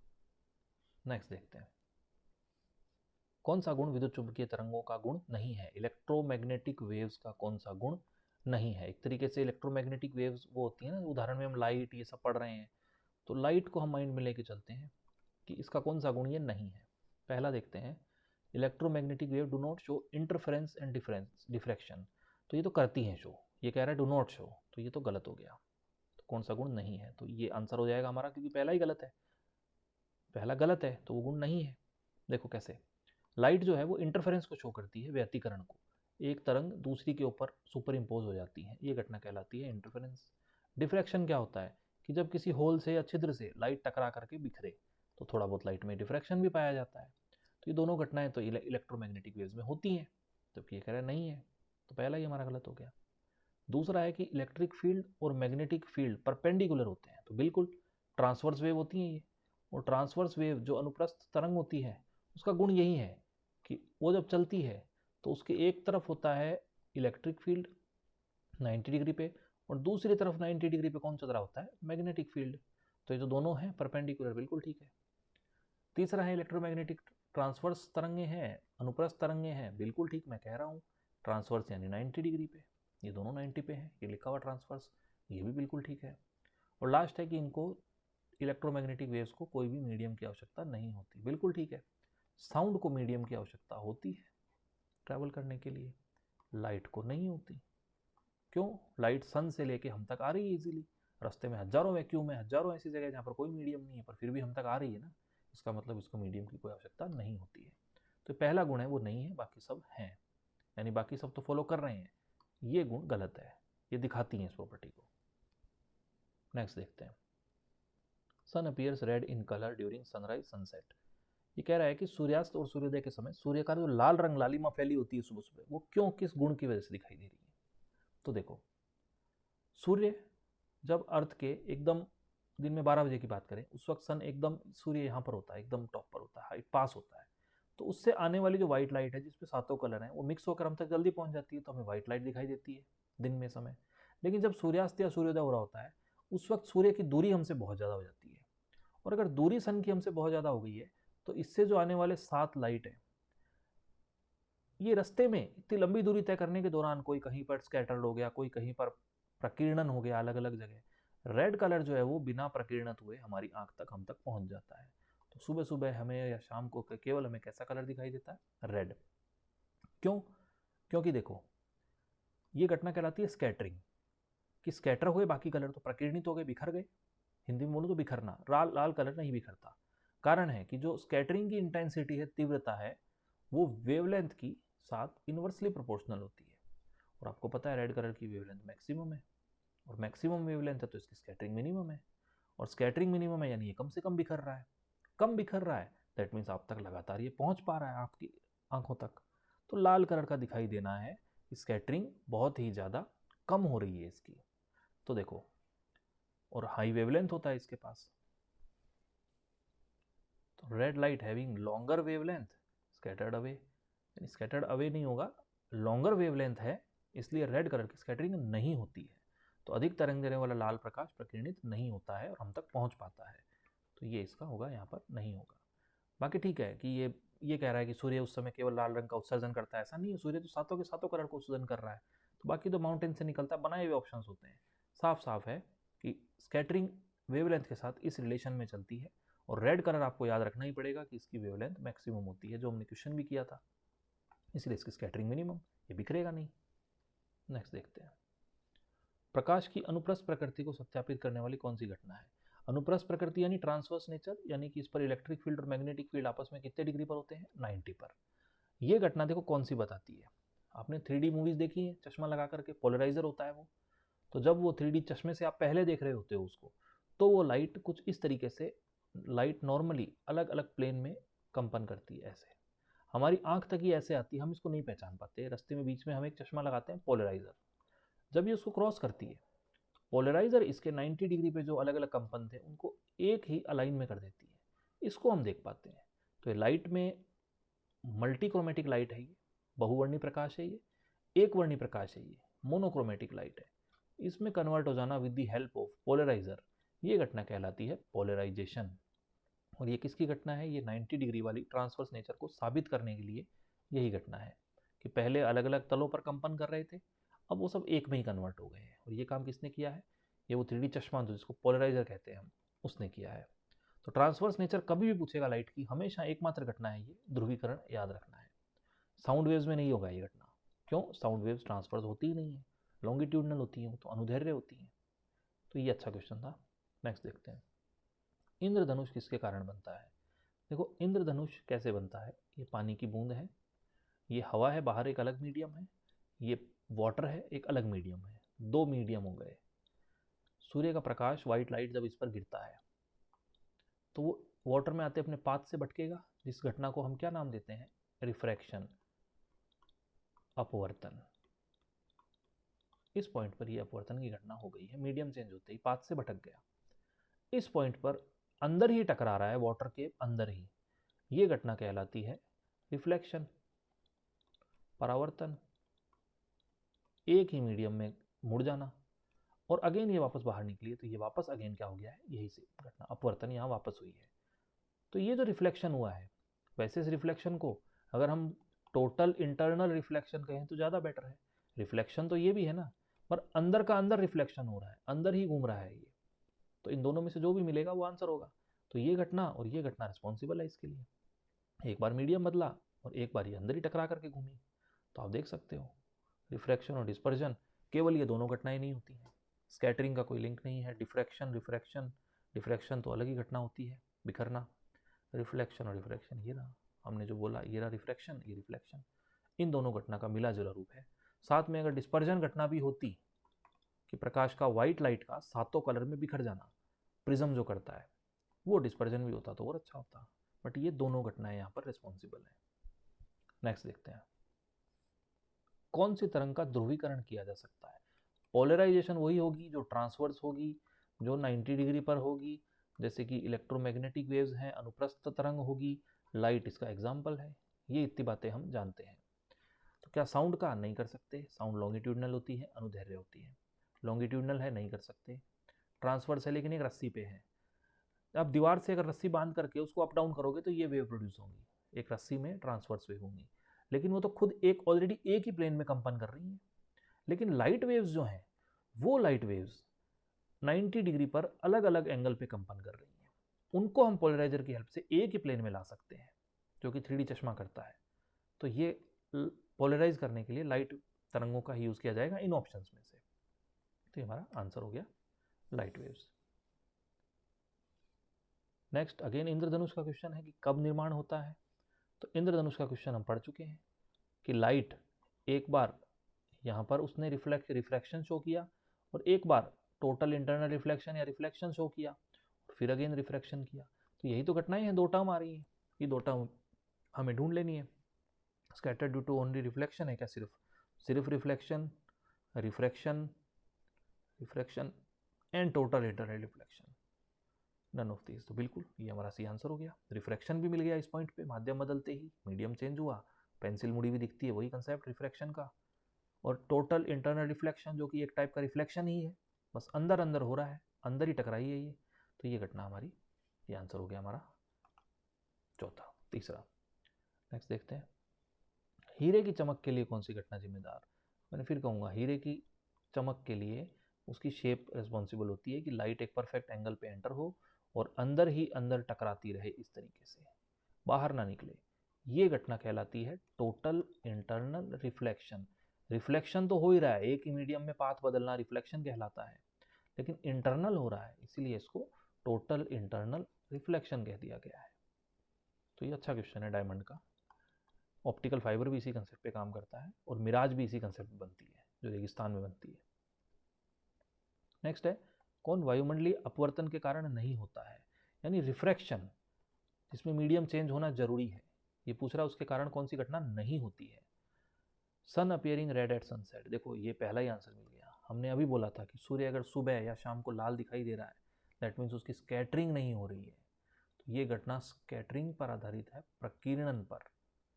माध्यम चेंज होगा तो अपवर्तन होगा, जैसे हमने ट्विंकलिंग ऑफ स्टार्स बोला था कि अपवर्तन की वजह से ही होता है, तो बिल्कुल ठीक है। Sun appearing higher in the sky than is actually position, सूर्य की वास्तविक पोजिशन अलग दिखाई देती है। और दूसरा है कि सूर्य या सूर्योदय होने से पहले सूर्य जल्दी या लेट दिखाई देता है। तो ये सब घटनाएं अपवर्तन पर आधारित होती हैं, लेकिन ये जो है पहली घटना स्कैटरिंग है, जो ये रेड कलर का दिखाई देना, ये स्कैटरिंग पर आधारित है। तो ये हमारा आंसर हो गया, क्योंकि वो पूछ रहा है कौन सी घटना नहीं है, बाकी सभी हैं रिफ्लेक्शन की वजह से। नेक्स्ट है, head mirror use by ENT doctor. जो ईएनटी डॉक्टर होता है, हम अगर इसमें ईएनटी जो डॉक्टर होता है नाक कान गले का, हम सिंपली ये बोलते हैं कि डेंटिस्ट ले लो आप, यहाँ पर बेस्ट रहेगा एग्जांपल समझने के लिए। इनको, आपके डेंटिस्ट को आपके मुंह के अंदर एक स्मॉल सा डिवाइस डालना है, दांत की बड़ी इमेज करके देखनी है। दैट मीन्स यहाँ पर ऐसा मिरर यूज किया जाए जो आपके छोटे से दांत को बड़ा करके दिखा दे, ताकि वो उसका ट्रीटमेंट कर सके। तो ये क्वालिटी किसमें पाई जाती है? तो ये पाई जाती है कनकेव मिरर के अंदर। क्योंकि जो अगर दूसरे वाला मिरर है कॉन्वेक्स, अगर मैं आपको वो दिखाऊं तो कॉन्वेक्स मिरर कुछ ऐसा होगा, इस पर लाइट जब यूं टकराएगी तो एक बड़े इलाके में फैल जाएगी। ये देखो, एक बड़े इलाके में फैल गई। तो यहाँ तो एक बड़ा इलाका दिखाई दे रहा है हमें, तो क्या उसको बड़ा इलाका देखना है? नहीं, उसको छोटा इलाका देखना है, वो भी कैसा? एक फोकस्ड फॉर्म में। तो ये देखो, अगर मैं एक ऐसे ग्लास बनाता हूँ, ये एक मैंने इस बार कनकेव बनाया, जो हमारा आंसर है वो, इसमें लाइट रेज आएंगी तो टकराने के बाद मिरर आर पार तो जाएंगी नहीं, लेंस के जाती है आर पार, मिरर है इस पर आकर के टकराएंगी। तो टकराने के बाद ये सारी रेज एक पॉइंट पर फोकस हो जाएंगी, और ये जो पॉइंट है जिस पर फोकस हुई है हमें बड़ा साफ दिखेगा। इसलिए ये मिरर यूज किया जाता है कनकेव, ताकि छोटी चीज को बड़ा करके देखा जाए। ये वो मिरर है जिसका मैंने उदाहरण बताया है, गाड़ियों के साइड में मिरर में लगा होता है, ताकि आपको एक बड़ा इलाका दिखाई दे। कार चाहे आपको छोटे दिख जाए, लेकिन आपको बड़ा इलाका दिख जाए। लेकिन डॉक्टर्स यूज करेंगे कनकेव मिरर को। नेक्स्ट है कंपाउंड माइक्रोस्कोप क्या होता है। देखो माइक्रोस्कोप का काम क्या है, हम यहाँ से आंसर निकालेंगे। किसी ऑब्जेक्ट को जूम करके देखना, बड़ा करके देखना, यानी मैग्नीफाइंग जो ग्लास होते हैं, मैग्नीफाइंग ग्लास, इस तरह की एक डंडी लगी होती है इसमें, मैग्नीफाइंग ग्लास, ये ऑब्जेक्ट को बड़ा दिखाते हैं। दैट मीन्स इसमें लेंस लगा होगा, मिरर तो हो ही नहीं सकता, मिरर तो आर पार दिखाता ही नहीं है, दैट मीन्स इसमें लेंस होगा। वो लेंस कौन सी नेचर का होगा? तो देखो मैंने आपको आई वाला कंसेप्ट बताया था डिजीज में कि ये एक ऐसा लेंस होता है कॉन्वेक्स लेंस, ये अपने ऊपर आने वाली सारी की सारी रेडिएशन को एक पॉइंट पे फोकस कर देता है। जिस पॉइंट पे फोकस होगा वो पॉइंट में साफ जूम दिखेगा। दैट मीन्स ये वो लेंस है जो हमेशा माइक्रोस्कोप में लगा होता है, दैट इज कौन सा? Convex lens. तो कॉन्वेक्स लेंस लगा होगा हमेशा, और वो भी कितने लगे होते हैं कंपाउंड माइक्रोस्कोप में? 2 होते हैं कॉन्वेक्स लेंस, एक हम जहाँ देखते हैं वहाँ और एक उस ऑब्जेक्ट के पास में। 2 लेंस का कॉम्बिनेशन होता है, दोनों कॉन्वेक्स होते हैं, दोनों से ऑब्जेक्ट हमें जूम होकर दिखाई देता है। यहाँ हम कनकेव लेंस नहीं कह सकते। कनकेव लेंस का क्या काम होता है? जो घरों के दरवाजों में एक छोटा सा लेंस लगा होता है, बाहर कौन आया है, बेल किसने बजाई है, वो देखने के लिए, वो होता है कनकेव लेंस। कनकेव लेंस क्या करेगा? बड़ा इलाका दिखाएगा, लेकिन उनको छोटा दिखाएगा ऑब्जेक्ट को। लेकिन यहाँ कंपाउंड माइक्रोस्कोप से तुम्हें जूम करके देखना है, तो जो मैग्नीफाइंग ग्लास वाला लेंस होगा कॉन्वेक्स, वही हम इसमें लगा देंगे, तो आंसर होगा कॉन्वेक्स। नेक्स्ट है कॉन्वेक्स मिरर। अब ये कह रहा है वो वाले मिरर जो कॉन्वेक्स हैं, जो कि गाड़ियों के रेयर व्यू मिरर में लगे होते हैं, ये वाले, जिनसे आपको बहुत बड़ा इलाका दिखाया जाएगा, उस मिरर की बात कर रहा है ये। तो ये मिरर के बारे में, मोटरसाइकिल में हम इसका यूज़ क्यों करते हैं, इसके प्रॉपर्टीज़ पूछ रहा है इमेज की। तो देखो सिंपल सी चीज़ है, क्या ये रियल इमेज बनाता है? तो नहीं, ये रियल इमेज नहीं बनाता, ये बनाता है वर्चुअल इमेज, आभासी इमेज। वर्चुअल इमेज क्या होती है? वर्चुअल इमेज वही होती है कि जब ये जो रिफ्लेक्टेड रेज हैं, इनको हम पीछे की तरफ बढ़ाएंगे तो हमें एक वर्चुअल इमेज बनेगी यहाँ पे। उस इमेज को, ये लाइंस आपस में मिलती नहीं है, हम हाइपोथेटिकली एज्यूम करते हैं मिल रही हैं, तो इसलिए इसको कहा जाता है वर्चुअल इमेज। क्या ये सीधी होती है? तो बिल्कुल, आप सोच के देखो, गाड़ी का जो साइड में मिरर होता है उसमें आपको कारों की इमेज दिखती है, वो सीधी तो दिखती है, तो बिल्कुल इरेक्ट होंगी, ये बात ठीक है। स्मॉलर इमेज बनेगी, बिल्कुल गाड़ियां जो दिखती है एग्जैक्ट साइज की नहीं दिखती, छोटी दिखती है, तभी तो बड़ा इलाका दिख पाता है, तो ये भी बिल्कुल ठीक है। तो ऑल ऑफ द अबव नहीं हो सकता, क्योंकि पहला गलत है। तो अगर मैं कहूँ कि यहाँ पर अगर हम रियल की जगह वर्चुअल कर दें तो सारे सही हो जाएंगे, और वरना ये दोनों सही हैं। रियल इमेज नहीं बनती है, वर्चुअल बनती है, लाइनों को मिलाते हुए प्रतीत होती है, ये इमेज एक पॉइंट पर नहीं बनती है। तो ये कॉन्वेक्स मिरर है, गाड़ियों के रियर व्यू मिरर वाला। नेक्स्ट है electron microscope is more magnifier than light microscope. देखो एक लाइट माइक्रोस्कोप होता है जिसको हम बोलते हैं ऑप्टिकल माइक्रोस्कोप, उसमें लाइट का यूज होता है। एक होता है इलेक्ट्रॉन माइक्रोस्कोप, उसमें इलेक्ट्रॉन्स का यूज किया जाता है। ये कह रहा है ज़्यादा अच्छा, मोर अच्छा मैग्नीफाइंग पावर वाला क्यों होता है इलेक्ट्रॉन माइक्रोस्कोप? तो देखो जो रेजोल्यूशन होता है कि कितना साफ हमें जूम होकर के दिखेगा, वो डिपेंड करता है वेवलेंथ के साथ, इस तरीके से। और इलेक्ट्रॉन की वेवलेंथ बहुत ही ज़्यादा कम होती है, इसलिए इनको रेजोल्यूशन बहुत ज़्यादा मिलता है इलेक्ट्रॉन माइक्रोस्कोप में। अगर मैं कंपैरिजन करूं तो ऑप्टिकल माइक्रोस्कोप 2000 गुना, 2000 टाइम्स इंक्रीज कर देती है साइज को, जिसको हम देख रहे हैं। लेकिन ये अगर मैं एक रफ आइडिया दूं तो 2 मिलियन टाइम्स इमेज को बड़ा कर देता है, एनालाइज कर देता है, रेजोल्यूशन पावर रखता है ये। तो ऐसा क्यों हो रहा है? क्योंकि रेजोल्यूशन पावर वेवलेंथ के इनवर्स होती है, और इलेक्ट्रॉन की वेवलेंथ बहुत ही ज़्यादा कम होती है कंपेयर टू लाइट, इसलिए। तो वेलोसिटी से कोई लेना देना नहीं है, wavelength of electron is less, बिल्कुल। इलेक्ट्रॉन की वेवलेंथ इतनी कम है कि उसकी रेजोल्यूशन पावर बहुत ज़्यादा है, लाइट के मुकाबले बहुत ज़्यादा है इसकी वेवलेंथ, तो रेजोल्यूशन अच्छा को कम है, रेजोल्यूशन अच्छा मिलता है। एनर्जी से कोई मतलब नहीं है, शक्तिशाली लेंसों का कोई मतलब नहीं है, रेजोल्यूशन पावर है वेवलेंथ के साथ। ये आपको कंसेप्ट पता होना चाहिए, तो आप ये क्वेश्चन कर जाओगे।